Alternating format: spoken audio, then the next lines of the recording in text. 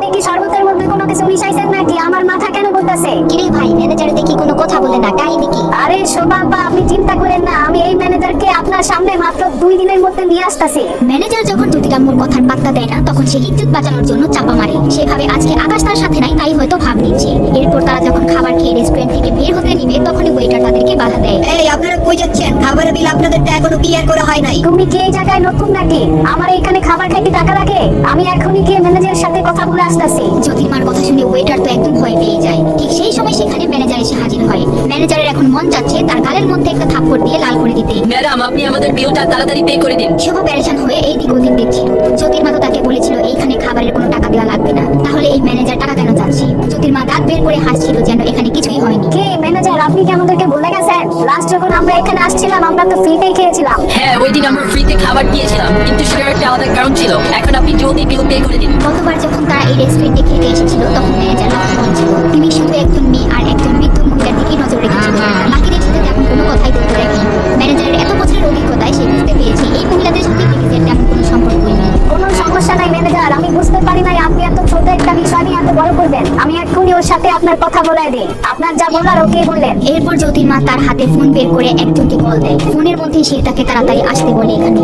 এইদিকে সবার অবস্থা খারাপ হয়ে যায়, সে চিন্তিত হয়ে পড়ে। আরে শোভা আপা, আপনি চিন্তা করেন না, 10 মিনিটে সব ঠিক হয়ে যাবে। আমরা খাবার তো খেয়েই ফেলছি, এখন 10-15 মিনিট লেট হলে আর কি হবে? তবে আমরা যদি টাকা দিয়ে দিই তাহলে আমাদের সাথে বেইমানি হয়ে যাবে। জ্যোতির্মায়ের কথা শুনে শোভা একটু ভরসা পায়। সে বুঝতে পারছিল না জ্যোতির্মায়ের এত কনফিডেন্স কোথা থেকে আসছে, কিন্তু যেখান থেকে আসুক না কেন তার কথায় সে যেন স্বস্তি পাচ্ছিল।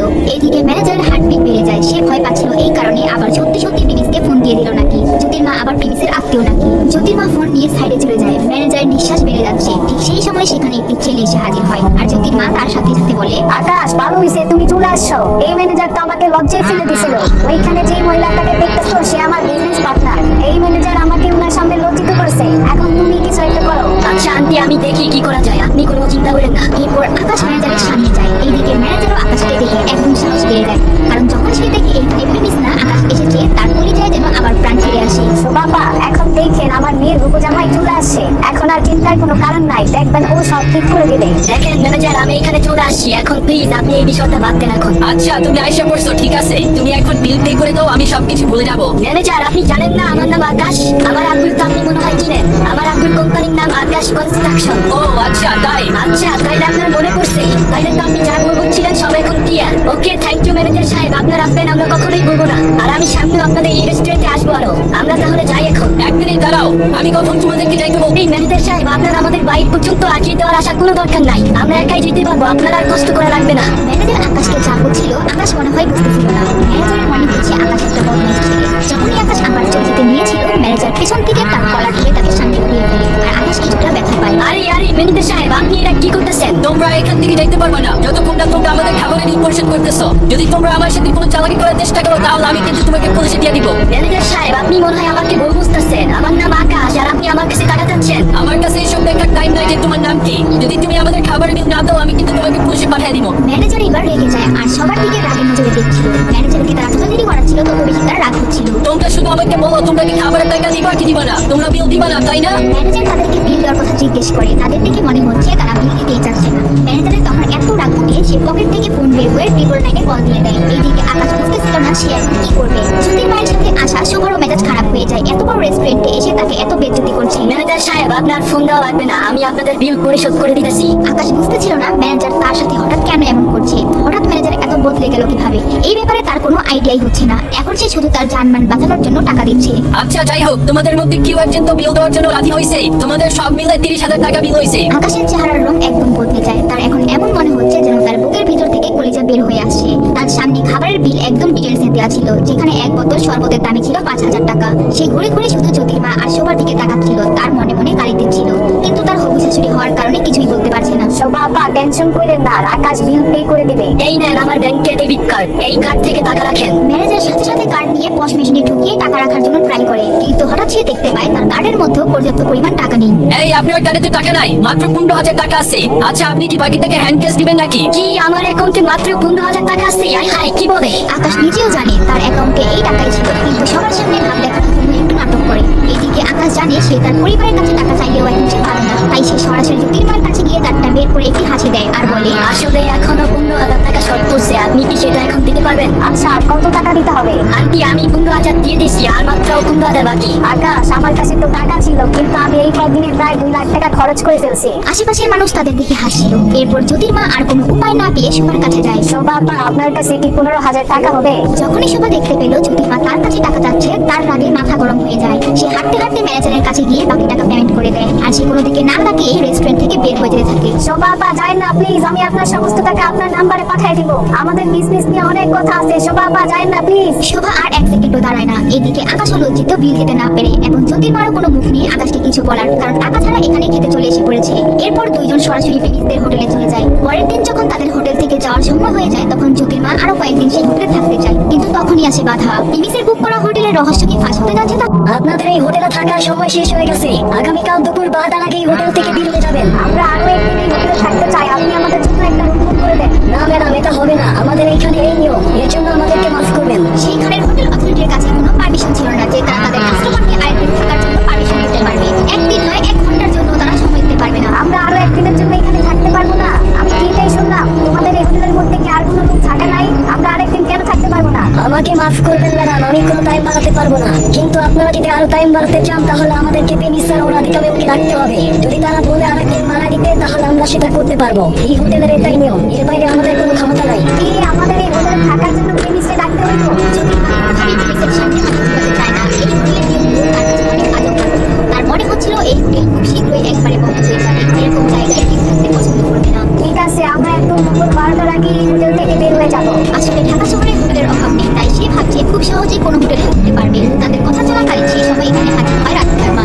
আচ্ছা, তোমরা কি খাবার খাইতে যেতেছো? হ্যাঁ, আজকে তোমাদের সাথে খাবো। বাইরের খাবার খাইতে খাইতে একদম পেট খারাপ হয়ে যাচ্ছে, এর জন্য আজকে তোমাদের সাথে খাবার খাওয়ার চিন্তা করতেছি। এটা বলার পর জ্যোতির মা রাধিকার মায়ের সাথে সেই খাবার খাওয়ার রুমে চলে যায়। সেই জায়গা অনেক সুন্দর ছিল। সেখানে আসার পর তারা বুঝতে পারে রাধিকার মা কেন প্রতিদিন এইখানে খাবার খায়। এখানে সব খাবার ফ্রি, যার যেটা মনে চায় সেটাই খেতে পারে, এবং তারা খাবার খাওয়া শুরু করে দেয়।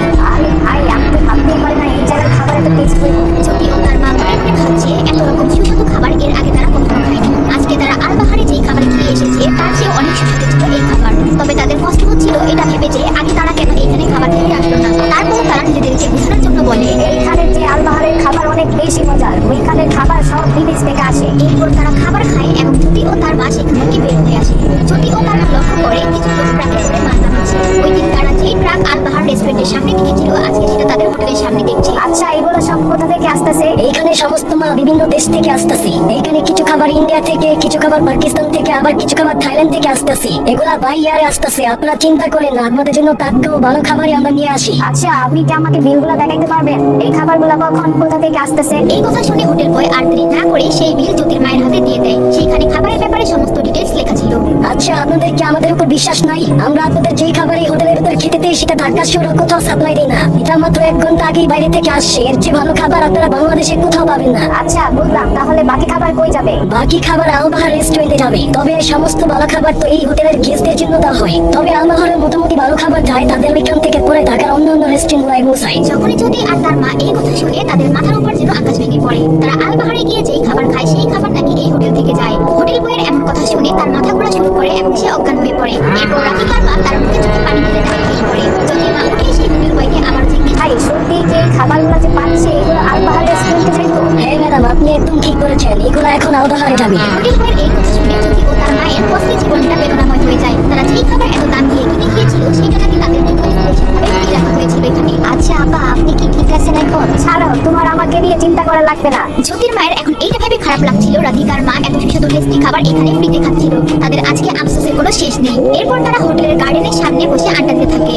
কিন্তু জ্যোতির মা একটা জিনিস নিয়ে বুঝতে পারছিল না, এইরকম হোটেলের মধ্যে এত দামি খাবার কিভাবে আসলো। এরপর তারা সেখানে লক্ষ্য করে একজন লোককে ভিড় করে অনেকগুলো সাংবাদিক দাঁড়িয়ে আছে। সেই লোকটি আর কেউ না, সে ছিল এই হোটেলের মালিক। আমরা এই হোটেল বানিয়েছি শুধুমাত্র ভিআইপি গেস্টের জন্য। আমাদের এই হোটেল বেশিরভাগ গেস্ট দেশের বাইরের বিভিন্ন বড় কোম্পানির ম্যানেজার ও রাজনীতিবিদরা আসে। আমাদের এই হোটেল আমরা সাধারণ কোনো গেস্টের জন্য দেই না। জ্যোতির মা ও জ্যোতি এটা শুনে তাদের মাথার একদম হুঁশ পড়ে যায়। তারা চিন্তাও করতে পারছে না এই হোটেল আসলে কেমন জায়গা, সেখানে সব বড় লোকেরা আসে। এইবার জ্যোতির মা হোটেলের কাহিনী বুঝতে পেরেছিল, কেন তাদেরকে আরো একদিন এই হোটেলে থাকার পারমিশন দিল না। এত সুস্বাদু ও স্পেশাল খাবার এখানে তারা কেন দিচ্ছে। ভাই ভাই, কাহিনী দেখছো? আমার তো সব মাথার উপর দিয়ে দিতেছে। এরপর জ্যোতির মা তার ফোন বের করে এবং সেই হোটেলের নাম সার্চ করে খোঁজা শুরু করে দেয়। তারপর সে দেখতে পায় এই হোটেল আসলে ভিআইপিদের জন্য, এবং এই হোটেল বাংলাদেশের টপ 10 এর মধ্যে একটি হোটেল। এমনকি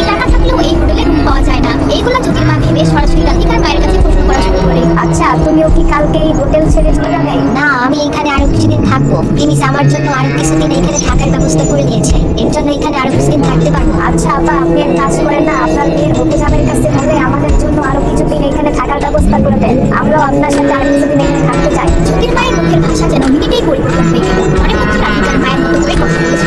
এক মুহূর্তেই মুখে নিয়ে ফেললো। জ্যোতির মা প্রিমিসের কাছে গিয়ে বলার মতো মুখ নেই, তাই সে কৌশলে রাধিকার মায়ের মাধ্যমে নিজের ছবিটা হাসিল করতে চাচ্ছে। আপা, আপনি আপনার জামাইয়ের একটা ফোন দেন, আমরা একসাথে থাকলে অনেক ভালো লাগবে। একা একা কি করবেন? আর এমনি তো আমরা কিন্তু আপনার প্লেনের টিকিট ওইখান পর্যন্ত নিয়ে আসতে সাহায্য করছিলাম। এখন আপনি আমাদেরকে এখানে থাকার জন্য ব্যবস্থা করে দেন। আরে আপু কি বলতেছো? সাহায্য করছি মানে? আমরা তো আরো সাহায্য করবো। এখান থেকে যখন আমরা গ্রামে ফিরবো তখনও যে বিমানের টিকিটের টাকা লাগবে সেটাও আমরা আটকে দিব। আচ্ছা ঠিক আছে, আমি এই ব্যাপারে প্রিমিসের সাথে কথা বলতেছি। রাধিকা ওর সাথে সাথে কল করার জন্য রাজি হয়ে যায়। আসলে তার মনে কোনো অহংকার ও হিংসা নেই। এরপর সে তার ফোন বের করে সরাসরি জ্যোতি ও তার মায়ের জন্য একটা রুম বুক করার কথা বলে। রাধিকা তার মাকে প্রিমিসের সম্বন্ধে আগে অনেক কিছু বলেছিল, কিন্তু তার মা বুঝতে পারেনি প্রিমিস এত বড় কোনো মানুষ হতে পারে। এরপর প্রিমিস রাধিকার মায়ের কথা ফেলতে না পেরে জ্যোতি ও তার মায়ের জন্য রুমের ব্যবস্থার কথা বলে দেয়। আপা আপনাদের জন্য রুমের ব্যবস্থা হয়ে গেছে, আপনারা কয়েকদিন এখানে থাকতে পারবেন। ঠিক আছে আপা, থ্যাংক ইউ সো মাচ। এরপর জ্যোতি ও তার মা সেই হোটেল ঘুরে ঘুরে অনেক ছবি ও ভিডিও বানানো শুরু করে, যাতে তার গ্রামে গিয়ে মানুষকে দেখাতে পারে এবং ভাগ নিতে পারে। আসলে বেশিরভাগ সময় তারা মা মেয়ে চাপাবাজি দিয়ে তাদের কাজ চালিয়ে দেয়। এরপর তারা সেই হোটেল রুমে প্রবেশ করে এবং মা ও মেয়ে মিলে হোটেল নিয়ে ডিসকাস করা শুরু করে। আমি তো কল্পনা করি নাই প্রিমিসের মতো একটা বেকারি ছেলে এত দামি জায়গায় আমাদের জন্য বুক করবে। আমি তো ভাবছিলাম রাধিকা যেমন গরিব, ও তেমন একটা গরিবের বাচ্চারা পাইছে। আরে আম্মু, আমিও তো তাই ভাবছিলাম। এই হোটেলে এক রাতের জন্য 30,000 টাকা বিল আসে। আমি তো দেখে এখন পুরাই অবাক। আর এত দাম দিয়ে হোটেল বুক করার মতো সামর্থ্য আমাদের নাই। আর যদি থাকতো তাইলেও আমরা এই হোটেল বুক করতে পারতাম না। আমার এবার সব ক্লিয়ার হচ্ছে। তোমার মনে আছে ওই দিন আলবার রেস্টুরেন্টের ম্যানেজার আমাদের সাথে কত ভালো ব্যবহার করছিল? আমাদের স্পেশাল রুম, স্পেশাল খাবার ফ্রিতে করে দিছিল। আমাদের তো মনে হয়েছিল এগুলো সব আকাশের জন্য করছে, কিন্তু আজকে আমরা আকাশে নিয়ে গেছিলাম। ম্যানেজার আমাদেরকে দেখে টাকা তো দিছে, তার সাথে পুলিশের হুমকিও দিছিল। এখানে ক্লিয়ার এগুলো সব প্রিমিসের জন্য আমরা পাইছি। কিন্তু ওর কাছে যদি এত টাকা পাওয়ার থাকে তাইলে এগুলো ও লুকিয়ে রাখে কেন? প্রিমিসের আসল পরিচয় কি তাহলে সবার সামনে চলে আসছে? সত্যি কি প্রিমিস এবার সামনে আসবে? প্রিমিস যে এত বড় লোক হইতে পারে এটা কি ওরে দেখলে বুঝতেই পারবো না। তুই দেখছো তো কেমন ভাবে চলাফেরা করে? অনেক বেশি বড় লোকেরা কি এইভাবে চলাফেরা করে? আর ও যদি এত বড় লোক হয়ে থাকে তাহলে সবার সামনে এত লুকানোর কি আছে? হয়তো মানুষ পিছে পিছে করবে, আর নয়তো সিকিউরিটির জন্য আমার অনেক আতঙ্ক থাকে। এইসব ঝামেলা এড়ানোর জন্য গরিবের নাম ধরে থাকে। আমি আসলেই কিছু বুঝতেছি না। ও আমাদের কলেজে সেই কভার থেকে দেখতেছি ও এমন গরিবী জীবন যাপন করতেছে। ও যদি এত বড় লোকই হইতো তাহলে এতদিন এভাবে কষ্ট করে কেউ থাকে? হয়তো কোনো কারণ আছে যার কারণে ও সবার কাছ থেকে লুকায় থাকে। তুই দেখলি না ওই দিন রেস্টুরেন্টের ম্যানেজার খাবার খাওয়ার সময় সারাক্ষণ প্রিমিসের সামনে দাঁড়ায় ছিল? এত বড় হোটেলের ম্যানেজার প্রিমিসের দেখে চিনে ফেললো, এটা তো অবশ্যই কোনো না কোনো রহস্য আছে। আমার মনে হয় এগুলা রাধিকার মা জানি, তাই ওরা চুপচাপ থাকে। প্রেমিসের আসল পরিচয় দেখাই প্রেমিসের সাথে মিশতে ওদের কোনো সমস্যা হচ্ছে না। নাইলে তুমি বলো ওর মধ্যে একটা গরিবকে কে পছন্দ করবে? আমার তো তাই মনে হয়। আমি তো আকাশের কত বড় লোক ভাবছি, এখন তো দেখি আকাশের চেয়ে 1000 গুণ ক্ষমতা রাখে প্রিমিস। তুমি দেখছো, আমরা তো ভাবছিলাম এই হোটেল সামান্য কোনো হোটেল হবে, কিন্তু এটা তো ভিআইপি ছাড়া এখানে কেউ থাকতেই পারে না। এর মানে প্রিমিসও কোনো ভিআইপি হবে। যদিও তার মা প্রিমিসের আসল পরিচয় নিয়ে কিছুটা সন্দেহ করছে, যদিও তারা প্রিমিসের আসল পরিচয় জানতে পারেনি, কিন্তু তারা ধারণা করছে প্রিমিস কোনো প্রভাবশালী সন্দেহজনক মানুষ হবে। জ্যোতির মা মনে মনে প্রিমিসকে নিয়ে ভাবা শুরু করে। এদিকে প্রিমিস আর রাধিকা তারা দুজন একটি কফি শপে গিয়ে আলাপ আলোচনা শুরু করে। রাধিকা, আমি আন্টির জন্য আরো এক সপ্তাহ হোটেলে থাকার টাইম বাড়িয়ে দিছি। উনি তো অনেকদিন পর ঢাকা আসছে, তাই আর কয়দিন এখানে ঘুরে একটু আরামাইশ করুন। আমি তো গত 2 দিন ধরে তার সাথে দেখা করতে পারি নাই। এর মানে কি আম্মু একা একা ঘুরতেছে? আরে তুমি চিন্তা করো না, আমি ওয়াশিংটনে বলে দিছি। সে কিছু মহিলাদেরকে পাঠিয়ে দিছে আর সে তাদের সাথে ঘুরতেছে। প্রিমিস, তোমার কাছে সব কিছুর সমাধান আছে। তারা দুজন গল্প করছিল, কিন্তু হঠাৎ তাদের টেবিল থেকে একটু দূরে বসে থাকা একটি সুন্দর মেয়ে তাদের দিকে তাকিয়েছিল। কিন্তু যখন প্রিমিসের চোখ সেই মেয়েটির দিকে পড়ে, প্রিমিস ঘাবড়ে যায় আর সাথে সাথে তার চোখ অন্যদিকে ঘুরিয়ে ফেলে। যখনই সে আবার রাধিকার দিকে তাকায়, সে লক্ষ্য করে রাধিকা তাকে দেখে কিছুটা সন্দেহ করছে। প্রিমিস, এই মেয়েটা কি? জানি না কে এটা, আমি তো জীবনে প্রথম দেখলাম ওকে। প্রিমিস আসলে এই মেয়েটিকে আজকে প্রথম দেখছে, কিন্তু যখন প্রিমিস দেখে মেয়েটি প্রিমিসের দিকে তাকানোর কারণে রাধিকা চলছে, এটা দেখে প্রিমিস খুব মজা পাচ্ছিল। আচ্ছা, তাইলে ও তোমার দিকে কেন তাকাইতাছে? তুমি দেখো ও এখনো তোমার দিকে তাকিয়ে আছে। প্রিমিস যখন আবার সেই মেয়েটির দিকে তাকায়, সে দেখতে পায় আসলে এই মেয়েটি প্রিমিসের দিকে তাকিয়েছে এবং সে গম্ভীরভাবে তাদেরকে দেখছে। মনে হয় ও আমাকে দেখতেছে, কারণ ওর কাছে মনে হয় আমাকে অনেক হ্যান্ডসাম লাগতেছে। আচ্ছা, তাহলে তুমি আমার সাথে কি করতেছো? যাও ওর কাছে যাও, ওর সাথে গিয়ে বসে থাকো। আমার তো মনে হয় তোমার ওর অনেক বেশি ভালো লেগে গেছে। রাধিকা এবার রেগে যায়। প্রিমিস তো মনে মনে ভীষণ হাসছে। রাধিকার এমন জেলাস দেখে প্রিমিস আরো মজা নেওয়া শুরু করে দেয় এবং সে হাসতে হাসতে ধীরে ধীরে রাধিকাকে আবার বলে, রাধিকা, সত্যি কি তোমার আমাকে নিয়ে এত চিন্তা হচ্ছে? কে বলছে তোমাকে যে আমার তোমাকে নিয়ে চিন্তা হয়? তোমার যা মনে চায় তুমি করো, আমি তোমাকে বাধা দেওয়ার কি? তুমি যদি ওর কাছে এখন চলে যাও আমি তোমাকে কিছুই বলবো না। রাধিকা প্রচন্ড অভিমান নিয়ে বলে আর সেখান থেকে চলে যেতে নেয়। আর প্রিমিস ভাবে এইবার রাধিকা আসলে অনেক বেশি রাগ করেছে, তাই আর ঝামেলা না করে বলে, আরে রাধিকা, তুমি ওই মেয়ের সাথে তোমার কম্পিটিশন কেমনে করো? এই কথা তো তুমি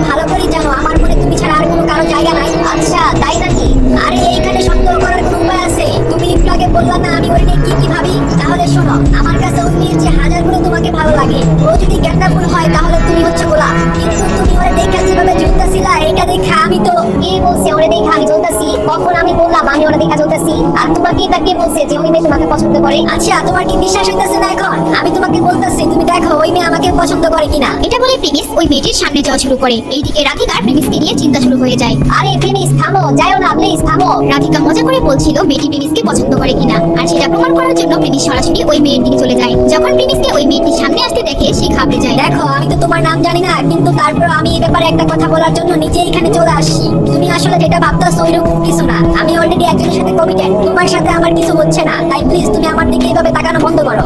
আমার গার্লফ্রেন্ডের সাথে আমার ঝামেলা হচ্ছে। আরে আপনি এসব কি বলতেছেন?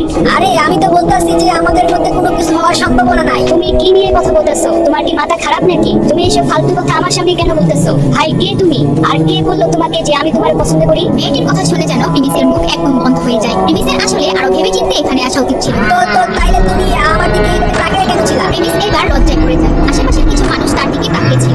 এমন অবস্থায় পড়ে যাবে প্রিমিস সেটা কল্পনাও করতে পারেনি। আমি তোমার দেখতেছি। ভাই রে ভাই, তুমি তো খুব ইন্টারেস্টিং মানুষ। এরপর প্রিমিসের আর কিছুই বলার থাকে না। মেয়েটি সেখান থেকে উঠে রাধিকার কাছে গিয়ে দাঁড়ায়। প্রিমিস এটা দেখে আরো অবাক হয়ে যায়। প্রিমিস সাথে সাথে সেই জায়গায় চলে যায় এবং সেই মেয়েটি একটি কার্ড রাধিকার কাছে দিয়ে বলে, হ্যালো, আমার নাম সোনালী আর এটা আমার বিজনেস কার্ড। প্রিমিস যখনই মেয়েটির এই কার্ড দেওয়ার কাহিনী দেখে সে আরো লজ্জা বোধ করে। সে এটা ভাবতেই থাকে একটু আগে মেয়েটিকে সে কি বলেছে। এইদিকে রাধিকাও তার কাছ থেকে কার্ড পেয়ে চমকে যায়। সে এবার বুঝতে পারে আসলে মেয়েটি প্রিমিসের দিকে না তার দিকেই তাকিয়েছিল। যখন আমি তোমাকে প্রথম দেখছি আমার তোমার মধ্যে একটা অ্যাট্রাকশন কাজ করছে। তুমি অনেক সুন্দর। আমার কোম্পানিতে তোমার মধ্যে একজন মেয়ে প্রয়োজন এন্ড তোমাকে আমার পারফেক্ট মনে হচ্ছে। কি আমি? সোনালী মেয়েটি একটি ডান্সিং কোম্পানির ম্যানেজারের রোলে কাজ করে। তার টিমের নাম হচ্ছে রকেট গার্লস। সে সুন্দর সুন্দর মেয়ে খুঁজে তাদেরকে মডেল বানায়। মেয়েটি রাধিকাকে একজন সেলিব্রিটি বানানোর কথা চিন্তা করেছে। আচ্ছা এই যে তুমি যে কার্ডটা দিছো এটা কি আসল? যদি তোমার আমার কার্ড নিয়ে সন্দেহ হয় তাহলে তুমি এই কার্ড অনলাইনে গিয়ে সার্চ করতে পারো, তাহলে তোমার সকল আইডিয়া চলে আসবে। যেহেতু সোনালী মেয়েটি নিজে নিজে রাধিকার কাছে জব প্রপোজাল নিয়ে আসছে, তাই যে কেউ তাকে সন্দেহ করতে পারে। প্রিমিস যেভাবে প্রশ্ন করছিল সে মনে করেছে প্রিমিস রাধিকার বয়ফ্রেন্ড হবে। প্রিমিস আর রাধিকা যখন তাদের কোম্পানির নাম সার্চ করে তখন তারা দুজনেই বুঝতে পারে সোনালী সেই কোম্পানির ম্যানেজার। আসলে আমরা আপনার কাছে সরি, প্লিজ আপনাকে হয়তো ভুল বলছি, কিন্তু আমার তো মিউজিক ও মডেলিং সম্বন্ধে কোনো আইডিয়া নাই। আমার তো কোনো স্কিল নাই যে আমি আপনাদের কোম্পানিতে জয়েন করবো। রাধিকা আসলে এই অফার মানা করতে চাচ্ছে না, কিন্তু সে তো ছোট থেকেই একটি গ্রামে থেকে এসেছে। আর এই জীবনকালে মিউজিক ডান্সিং এগুলোর সাথে কোনো সম্পর্কই ছিল না। কোনো সমস্যা নাই, তুমি পারফেক্ট, তুমি দেখতে খুবই সুন্দর, তুমি ইজিলি আমাদের স্কোয়াডে জয়েন করতে পারো। কিন্তু এর আগে তোমার আমাদের রকেট গার্ল সম্বন্ধে জানতে হবে। এরকম অনেকে আমাদের কাছে আসছিল, তাদের তেমন ট্যালেন্ট ছিল না, আমাদের কাজের মাধ্যমে সব আমরা শিখে দিয়েছি। আচ্ছা ঠিক আছে, আমি রাজি। ঠিক আছে, তুমি আমার সাথে চলো। আর তোমার সাথে কাউকে নেওয়ার প্রয়োজন হবে না, কারণ আমাদের এটা সিক্রেট মিশন। তুমি আমার গাড়িতে করে চলো। এরপর রাধিকা প্রিমিসকে বলে তার কাজ শেষ হলে প্রিমিসকে সে জানাবে। কিন্তু প্রিমিসের মন চাচ্ছে না রাধিকাকে একা যেতে দিতে। কিন্তু রাধিকা যেহেতু সিদ্ধান্ত নিয়েই ফেলেছে, প্রিমিস আর কিছুই বলতে পারে না। তবে প্রিমিস তাকে কাজ শেষ হলে সেইখান থেকে নিয়ে আসবে সেটা বলে দেয়। এরপর রাধিকা সেই মেয়ের গাড়িতে উঠে পড়ে। কি হবে এখন? রাধিকা কি কোনো বড় বিপদে পড়তে যাচ্ছে? আচ্ছা সত্যি কি এই ছেলে তোমার বয়ফ্রেন্ড? এরকম একটা ছেলে তোমার বয়ফ্রেন্ড হয় কিভাবে? কেন, কি হয়েছে? তুমি জানো ওই একটু আগে আমার সামনে এসে কি বলছে? আমাকে বলে আমি নাকি ওকে পছন্দ করি, এর জন্য ওর থেকে তাকায় আসি। এত বড় সাহস কিভাবে হয় আমাকে এই কথা বলার? আর ভাই ওর ড্রেসের অবস্থা দেখছো? আমার মধ্যে একটা মেয়েকে আইসো এই কথা বলে কেমনি? সোনালীর কথা শুনে রাধিকা একটু রাগ করে, তার উল্টা হাসি পাচ্ছিল। রাধিকার তো প্রথমে চিন্তা হচ্ছিল সোনালী প্রিমিসকে লুকিয়ে লুকিয়ে দেখছে, কিন্তু পরে সে বুঝতে পারে তার নজর প্রিমিসের থেকে না তার নিজের দিকেই ছিল। আচ্ছা একটা কথা বলি, প্লিজ, খুব ভালো ছেলে। আরে রাধিকা, তুমি এখন স্টুডেন্ট, তুমি যখন আরো বড় হইবা তখন বুঝতে পারবা। তুমি যখন বড় কোনো স্টার হয়ে যাবা তখন তোমার সামনে লক্ষ লক্ষ ফলোয়ার থাকবে, তখন তুমি বুঝতে পারবা এই ছেলে তোমার যোগ্যই না। বুঝতে পারছো? আমরা এই ব্যাপারে ভবিষ্যতে আলোচনা করবো। যদি রাধিকা কোনো বড় স্টার হয়ে যায়, তারপর তার 10,000 কোটি টাকা প্রিমিস তার পকেটে রেখে দিয়েছে। তার আর প্রিমিসের মধ্যে কোনো কম্পেয়ার করার প্রশ্নই আসে না। এরপর তারা দুইজন সেই মিউজিক কোম্পানির ট্রেনিং সেন্টারে চলে আসে এবং কিছুক্ষণ পর রাধিকা সেখানে নাচ প্র্যাকটিস করতে থাকে। আরে রাধিকা, তুমি তো শুধু সুন্দরী না, তোমার কিন্তু মিউজিকের তালে তালে নাচের ভালো একটা অভিজ্ঞতা আছে। তুমি দেখো খুব শীঘ্রই বড় কোনো ডান্সার হয়ে যাইবা। সোনালীর আসলে রাধিকার নাচ দেখে খুব পছন্দ হয়েছিল। সে মনে করেছে তার কাজের জন্য উপযুক্ত মানুষ পেয়ে গিয়েছে। সে রাধিকার সাথে একটি কন্ট্রাক্ট পেপার সাইন করে ফেলে। রাধিকা, তুমি আরাম করে রিল্যাক্সে খাবার খাও, আমরা আজ থেকে ট্রেনিং শুরু করে দেব। আর তুমি তোমার কলেজের ক্লাসও অ্যাটেন্ড করে নিও। যখন ফ্রি হইবা তখন এইখানে ট্রেনিং এর জন্য চলে আসবা। রাধিকা সোনালীর কথায় হ্যাঁ বলে দেয় এবং এখানে সব কথা সে প্রিমিসকে ফোন করে বলে দেয়। আচ্ছা এই ব্যাপার, ঠিক আছে তাহলে। এরপর প্রিমিস রাধিকার সাথে কথা বলা শেষ করে এবং তারপর সে তার সমস্ত কাজ শেষ করে যখনই সে ভাবে তার বন্ধুদের সাথে সে দেখা করবে, কিন্তু তখনই হঠাৎ তার ফোনে কল আসে। প্রিমিস, কই তুমি? তাড়াতাড়ি বাস্কেটবল কোর্টে চলে এসো। আর আমাদের কিছু কাজ আছে, তোমার ওইগুলো করে দিতে হবে, আমাদেরকে হেল্প করো। তুমি তো প্রিমিসের উপর রাগারাগি করে, কিন্তু প্রিমিসের কোনো গায়ে লাগে না। যখনই বাস্কেটবলের খেলা হয় তখন সেখানকার যত কাজ আছে সমস্ত কাজ তারা প্রিমিসকে দিয়ে করায়। এরপর প্রিমিস আর কিছু না ভেবে সেই বাস্কেটবল কোর্টের সামনে চলে আসে। আরে প্রিমিস, তুমি এতদিন কোথায় ছিলা? আমি আসলে কয়েকদিনের জন্য বাইরে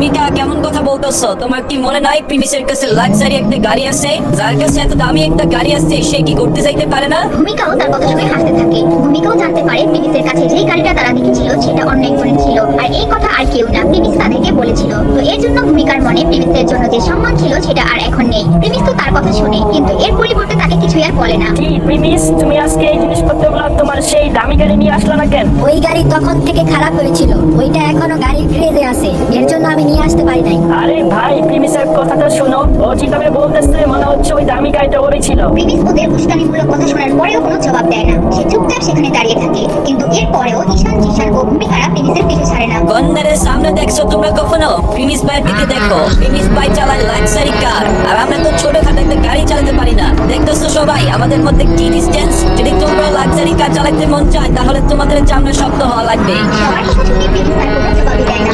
সে চুপচাপ শুনে।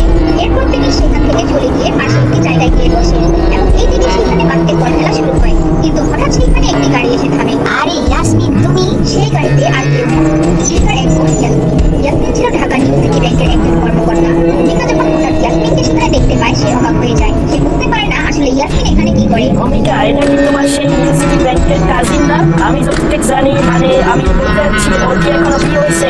ভূমিকা, তোমার কাজিন কিন্তু দেখতে অনেক সুন্দর আছে। এত আশা নিয়ে লাভ নাই, আমার বোন এমন তো তোমাদেরকে পছন্দ করবে না। ভূমিকা জানে তার কাজিন কেমন, তাই সে আগে থেকে তার বোনদেরকে জানিয়ে দেয়। এরপর ভূমিকা সেখান থেকে তার কাজিন ইয়াসমিনের কাছে চলে যায়। এদিকে জিসান, ঈশান ওরা সবাই দেখতে থাকে কি হয়। আসসালামু আলাইকুম ইব্রাহিম, দিনেশকে নিয়ে এই আমাদের বিল্লাহ মিশন এটা কি আপনারা দেখতেছেন? সেটআপ এরকম গেমিং সেটআপ করতে চান, ভ্যাকেন্সি বা জানতে চান তাহলে আপনারা হোয়াটসঅ্যাপে জয়েন করুন, হোয়াটসঅ্যাপে জয়েন হতে পারেন। তাছাড়া গাইস আপনারা যারা আমাকে গেম এড হতে চান প্লাস এই সময় কথা বলছেন তার আগে আমাদের হোয়াটসঅ্যাপ গ্রুপে জয়েন করতে পারেন। আমি কিন্তু কমেন্টে লিংক দিয়ে দিচ্ছি। আরে ইয়াসমিন, তুমি এখানে কি করো? তুমি আমাকে না বলে চলে আসলা? আরে আমি এখানে আসলে আমার বয়ফ্রেন্ডকে খুঁজতে আসছি। ইয়াসমিন আসলে এখানে এসেছে ভূমিকার সাথে দেখা করে, তারপর যেন প্রিমিসের সাথে একটি মিটিং করতে পারে। কিন্তু মিটিং এর জন্য এখন আর ভূমিকাকে প্রয়োজন নেই, কারণ সেখানে এসেই সে প্রিমিসকে দেখতে পায়। কিন্তু ভূমিকা চমকে যায়। তারপর এখানে কোনো বয়ফ্রেন্ড খুঁজতে আসছে, তার মনে হচ্ছে সে কলেজের কোনো ছেলেকে পড়ানোর জন্য এসেছে। আচ্ছা, সবই তো বুঝলাম, কিন্তু তুমি তো আমাকে একবার বলেও আসতে পারতা। এদিকে ইয়াসমিনের সাথে ঈশান, জিসান ওরা মিট করার জন্য বসে আছে। যখন তারা ইয়াসমিনকে ভূমিকার সাথে কথা বলতে দেখে, সেখানে ঈশান গিয়ে ইয়াসমিনের সাথে কথা বলার ট্রাই করে, কিন্তু ইয়াসমিন সেখান থেকে তাদেরকে ইগনোর করে দূরে প্রিমিস যেখানে বসেছিল সেখানে গিয়ে সামনে দাঁড়ায়। আচ্ছা, তাহলে তুমি এখানে বসে আছো। প্রিমিস, তুমি কি আমার সাথে খাবার খাইতে যাইবা? যখনই বাকি সবাই ইয়াসমিনকে প্রিমিসের সামনে গিয়ে কথা বলতে দেখে, বাকি সবাই জ্বলে পড়ে ছাড়খাড় হয়ে যায়। তারা কল্পনাও করতে পারছে না আসলে ইয়াসমিন কেন প্রিমিসের সাথে গিয়ে কথা বলা শুরু করলো। প্রিমিস, তুমি বলো না তুমি আমার সাথে খাবার খাইতে যাইবা কিনা? ইয়াসমিন প্রিমিসকে যেমন ভাবে বলছিল প্রিমিস আর মানা করতে পারে না। এরপর ইয়াসমিন প্রিমিসকে সেখান থেকে নিয়ে যাচ্ছিল, তা বাকিরা একদম হতভম্ব হয়ে দাঁড়িয়ে দেখছিল। ইয়াসমিন প্রিমিসের হাত ধরে টানতে টানতে তার গাড়ির সামনে নিয়ে আসে। ইয়াসমিন, তোমার কি হয়েছে? ভূমিকা এমন ভাবে তাকিয়েছিল যেন সে প্রিমিসকে প্রথমবার দেখছে। সে অবাক হয়ে যাচ্ছে, হঠাৎ প্রিমিসকে নিয়ে সে আবার কোথায় যাচ্ছে। আর প্রিমিস, তুমি কোথায় যাচ্ছ? তুমি যদি এখান থেকে চলে যাও তাহলে আমাদের বাকি জিনিসপত্র এগুলো কে টানবে? আগে তুমি এগুলো সব পরিষ্কার করো, তারপর দেখা যাবে। আর হ্যাঁ, একটা কথা মাথায় রাখবা, আমার বোনকে নিয়ে উল্টা পাল্টা কোনো চিন্তা ভুলেও করবা না। এদিকে ভূমিকা আসলে বুঝতে পারছিল না যে তার কাজিনের কি হয়েছে। সে ভাবছে গতবার তো অভিজিৎকে জানানোর জন্য প্রিমিসকে ব্যবহার করেছে, আর ভূমিকার হিসেবে তো প্রিমিসের আর কোনো দরকার পড়ার কথা না। কিন্তু তারপরও কেন ইয়াসমিন প্রিমিসের পিছনে পড়ে আছে? ইয়াসমিন, আপনি আমাকে আপনার সাথে নিয়ে যেতে চাইতেছেন, এর জন্য আমি প্রথমে আপনাকে অনেক বেশি থ্যাংক ইউ দিতে চাই, শুকরিয়া দিতে চাই। কিন্তু আপনি দেখেন এখানে আমার আরো অনেক বেশি কাজ আছে, এর জন্য আমি এখন আপনার সাথে যেতে পারতেছি না, সরি। কিন্তু ইয়াসমিন এভাবে প্রিমিসকে যেতে দেবে না। সে যেহেতু একবার প্রিমিসের হাত ধরেই ফেলেছে, সেইভাবে তাকে ছাড়বে না। উল্টা ইয়াসমিনের চোখ রাগে লাল হয়ে যায় ভূমিকার দিকে। ভূমিকা, এটা আমার বয়ফ্রেন্ড, বুঝতে পারছো? ও যেহেতু আমার বয়ফ্রেন্ড, এর মানে ও তোমার দুলাভাই। তুমি তোমার দুলাভাইয়ের সাথে এমন ভাবে কথা বলবা, তাকে দিয়ে এইভাবে কাজ করাইবা, এইভাবে তার সাথে চিল্লাইবা, আর তার সাথে তোমার তো একটু লজ্জা পাওয়ার কথা। তুমি ওর ব্যাপারে কি বলতেছো? তোমার কোনো আইডিয়া আছে? এইভাবে তুমি তোমার বোনের অসম্মান করতেছো। ইয়াসমিন ভূমিকার উপর রেগে যায়। প্রিমিসের ব্যাংক অ্যাকাউন্টে 600 কোটির বেশি টাকা রয়েছে। প্রিমিস চাইলেই ভূমিকার সাথে যে কোনো আচরণ করতে পারত, কিন্তু এইদিকে ভূমিকা উল্টা প্রিমিসের সাথে খারাপ আচরণ করছে। ইয়াসমিন খুব জটিলভাবে এখান থেকে প্রিমিসকে নিয়ে যাওয়ার চেষ্টা করছে, কিন্তু ভূমিকা বারবার তাকে বাধাই দিচ্ছে। এর জন্য সে তার উপর রেগে যায়। কিন্তু এদিকে ভূমিকা এটাও বুঝতেছে না ইয়াসমিন তো প্রিমিসকে দিয়ে যে কাজ করানোর সেটা করিয়ে ফেলেছে, তারপরও কেন সে প্রিমিসকে নিয়ে ঘুরতে যাচ্ছে। ভূমিকা, তুমি এখান থেকে সরো, আমাদেরকে যেতে দাও। ইয়াসমিন ভূমিকাকে ধাক্কা দিয়ে প্রিমিসকে নিয়ে সেই গাড়ি দিয়ে চলে যায়। ভূমিকা তার বন্ধুদের মাঝে কিছুটা অপমান বোধ করে। সেখানে থাকা কেউই বুঝতেছে না প্রিমিসের মতো একটা গরিব, এই ইয়াসমিনের মতো একটা সুন্দরী মেয়ে যে কিনা ঢাকা থেকে নিউ ব্যাংকের কাজ করে, এমন একটি মেয়ে প্রিমিসের সাথে কিভাবে যায়। ইয়াসমিন প্রিমিসকে নিয়ে কি প্ল্যান করছে এবং ওইদিকে রাধিকার সাথে কি হতে যাচ্ছে তুমি বুঝতে পারবে? প্রিমিসের মধ্যে একটা বকরিয়া বাচ্চার মধ্যে তোমার বোন কি দেখলো? ভূমিকা, তোমার বোন তো অনেক স্মার্ট, তাহলে প্রিমিসের মধ্যে একটা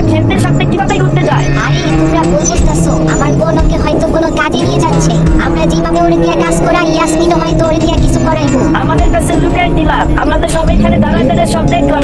তোমার বোনের ব্যবহার দেখলেই মনে হলো ওই ফকিরের বাচ্চা প্রিন্স ওর বয়ফ্রেন্ড। আরে কি বলো? না এমন কিছু না, তোমরা ভুল বুঝতেছো। আমার বোন এমন কাজ করতেই পারে না। আমার বোন একটা ব্যাংকের ম্যানেজার, আর প্রিমিসের মতো একটা সামান্য ছেলেকে ও জীবনও বয়ফ্রেন্ড বানাবে না। ভূমিকা, তুমি আমাদের সামনে আর কিছু লুকাইও না। তোমার বোন দেখো প্রিন্সের সাথে প্রেম করতেছে। তোমার বোনের রুচি এত খারাপ কেমনে হলো ভাই? আরে ভাই, তোমরা কি বলতেছো এগুলা? তোমরা আসলে জানো না, আমার বোন আসলে অভিজিৎকে রাগানোর জন্য প্রিমিসের সাথে ঘুরতে আসছে। অভিজিৎকে তো তোমরা সবাই চিনো, ওর আপু অনেক বড় লোক। প্রিমিসের মতো একটা ছেলের সাথে আমার বোন ঘুরতে, এটা তুমি কেমনে ভাবলা? ও আচ্ছা, এই ব্যাপার। কিন্তু ইয়াসমিনের ব্যবহার দেখে মনে হচ্ছে ও একটু বেশি সিরিয়াসলি নিচ্ছে প্রিন্সকে। আচ্ছা যাই হোক, তুমি যেটা বললা ওইটা ওইটাই ভালো। ভূমিকা ছেলে মিথ্যা বলছে। সে নিজেই জানে না তার বোন ইয়াসমিন প্রিমিসের সাথে কেন করছে। অভিজিতের সাথে তো ইয়াসমিনের আগেই সম্পর্ক খারাপের দিকে চলে গিয়েছিল প্রিমিসের কারণে। কিন্তু ভূমিকা বুঝতেছে না তার বোন কি করতে চাচ্ছে। অভিজিৎ প্রিমিসের উপর রেগে আছে আগে থেকে। এইদিকে ভূমিকা প্ল্যান করে অভিজিৎকে এখানে ডেকে আনার কথা বলে এবং প্রিমিসকে মার খাওয়ানোর প্ল্যান করে। তার বন্ধুরা এটা শুনে খুবই খুশি হয়। ঠিক তখনই সেখানে অভিজিৎ একটি দামি গাড়ি নিয়ে আসে। আরে অভিজিৎ, তুমি এই গাড়ি কবে কিনলা? ও মাই গড, এটা তো অনেক সুন্দর। তুমি কি এটা ইয়াসমিনের জন্য আনছো? আমার বোন যদি এটা দেখে ও তো খুশিতে পাগল হয়ে যাবে। ভূমিকার এখন প্রিমিসকে নিয়ে টেনশন হচ্ছে না। ভূমিকা ভাবছে অভিযোগ যদি এখন তার বোনকে এই গাড়ি দিয়ে প্রপোজ করে, তার বোন হাসতে হাসতে রাজি হয়ে যাবে আর তখন বলবে প্রিমিস তাকে ডিস্টার্ব করেছে। এরপর প্রিমিসকে তো মাইর দিবেই। দাঁড়াও অভিজিৎ, আমি এখনই ইয়াসমিনকে কল দিয়ে এইখানে আসতে বলি। কিন্তু যখনই ভূমিকা ইয়াসমিনকে ফোন দেয় তার মুখ একদম বন্ধ হয়ে যায়। সে বারবার কল দেওয়ার পরও দেখে তার ফোন বন্ধ। এইদিকে প্রিমিসের ফোনও বন্ধ। আসলে কি হচ্ছে? ভূমিকার মনে হচ্ছে তার বোন তার সাথে একটু বেশি কঠিন প্ল্যান করেছে। আরে ইয়াসমিন কল কেন ধরতেছে না? ও আমার এইভাবে ইগনোর করতেছে কেন? নাকি ও ওই দিনের মতো প্রিমিসের সাথে কোথাও বাইরে গেল? আরে ভূমিকা, কি হইছে? ইয়াসমিন কল ধরে না কেন? অভিজিৎ, আসলে ইয়াসমিনের ফোন বন্ধ বলতেছে। আরে ভাই, কি হইতাছে এইসব? তোমার বোনকে আজকে আবার ওই ফকিরের বাচ্চার সাথে ঘুরতে চলে গেছে নাকি? আরে না না, তুমি চিন্তা করো না। যদি আমার বোন সত্যি ওর সাথে হয় তাইলে মনে করবা ও এর জন্যই ওর সাথে গেছে, কারণ ওই প্রিমিস হয়তো ওকে ডিস্টার্ব করতেছে। আমার বোন তো ওর মতো ছেলের সাথে কথাই বলতে চায় না। ভূমিকা মনে মনে খুশি হচ্ছিল, কারণ সে কাটা খায়ে মলম দিচ্ছে। সে ভাবছে অভিজিৎ যত রাখবে তত প্রিমিসের উপর অ্যাকশন নেবে। ভূমিকা জানে অভিজিৎ তার বোনকে কতটা পছন্দ করে। এখন সে যদি প্রিমিসের উপর রাগে তাহলে নিশ্চয়ই একটা মাইর খাবে। আচ্ছা, আমি আজকে অনলাইনে ফোনে কল দিয়া দেখি ধরে কিনা। ভূমিকা কল দেওয়ার পর সেটা তো ফোন ধরে না, কিন্তু সেই নাম্বারটি দিয়ে সে একটি অ্যাপের মাধ্যমে ভূমিকার লোকেশন বের করে ফেলে। ভূমিকার কাছে ইয়াসমিনের লোকেশন একটা রেস্টুরেন্টের মধ্যে দেখাচ্ছিল। তারা এক কোথাও দেরি করে না। অভিজিতের গাড়িতে করে ভূমিকা ঈশান সেই রেস্টুরেন্টে চলে যায় আর রেস্টুরেন্টে ঢুকেই একজন ওয়েটারকে জিজ্ঞেস করে, আচ্ছা আমরা কি জানতে পারি এইখানে 1 ঘন্টা আগে যে কাপল আসছিল, মেয়েটা সাদা চুল আর ছেলেটা একটা ভিখারির মতো ড্রেস পরে আছে, ওরা কোথায় আছে আমাদের কি বলতে পারবেন? ওয়েটার যখন দেখে একসাথে এতগুলো মানুষ দুজনের খোঁজ নিতে এসেছে, সে তাদের দুজনের কথা জানার পরেও তাদেরকে বলে না তারা কোন টেবিলে বসে আছে। কিন্তু ভূমিকাও ছাড়ার পাচ্ছি না, সে একটা একটা করে রুম খোঁজা শুরু করে দেয়। এইদিকে ইয়াসমিন প্রিমিসের সাথে একটি ভিআইপি টেবিল বুক করে। প্রিমিস স্যার, আপনি আমার সাথে আসছেন এর জন্য আমি আপনাকে ধন্যবাদ দিতে চাই। তো স্যার, আজকে আমরা আমাদের এই আড্ডাতে ঠান্ডা কোল্ড ড্রিঙ্কস দিয়ে শুরু করি। ইয়াসমিন প্রিমিসের কোল্ড ড্রিঙ্কসে অনলাইন থেকে অর্ডার করে একটি ওষুধ দিয়ে দেয়। এরপর প্রিমিস সেই কোল্ড ড্রিঙ্কসটি পুরোটাই খেয়ে ফেলে এবং কিছুক্ষণের মধ্যে প্রিমিসের মাথা ঘুরতে থাকে। কিন্তু অবশেষে ইয়াসমিনের কোনো প্ল্যানিং কাজে আসে না। সেইখানে ভূমিকা আর তার বন্ধুরা চলে আসে। অভিজিৎ একদম রেগে লাল হয়ে যায়। তোমরা এখান থেকে বের হয়ে যাও। তোমরা কেন আসছো? ইয়াসমিন, তুমি এখানে কি বলতেছো? তোমার মাথা কি ঠিক আছে? তুমি আমার কথা কিভাবে বলে যাও? ইয়াসমিন দেখো, আমি তোমার জন্য আনতে নিয়ে আসছি। আরে গাদা, কে তোর কাছ থেকে আনতে চাইছে? আমি ইয়াসমিন, এইখানে সবার সামনে বলতেছি আজকের পর থেকে তোর সাথে আমার কোনো সম্পর্ক নাই। এখনই আমার সামনে থেকে দূরে যা। ইয়াসমিন জোর কণ্ঠে বলতে থাকে তার কাছে অভিজিতের ডায়মন্ডের আংটির দাম কিছুই মনে হচ্ছে না। সে প্রিমিসকে বিয়ে করলে এরকম শুধু শুধু আংটি পরে ঘুরতে পারবে। তুমি ঠিক আছো প্রিমিস? তোমার কিচ্ছু হয় নাই। আমি এখনই সবাইকে এখান থেকে বের করে দিব। প্রিমিস রাধিকাকে বলে আওয়াজ করতে থাকে আর ইয়াসমিনকে ধাক্কা দিয়ে সেখান থেকে বের হয়ে চলে আসে। এইদিকে প্রিমিসের সাথে এমন কাহিনী হচ্ছিল।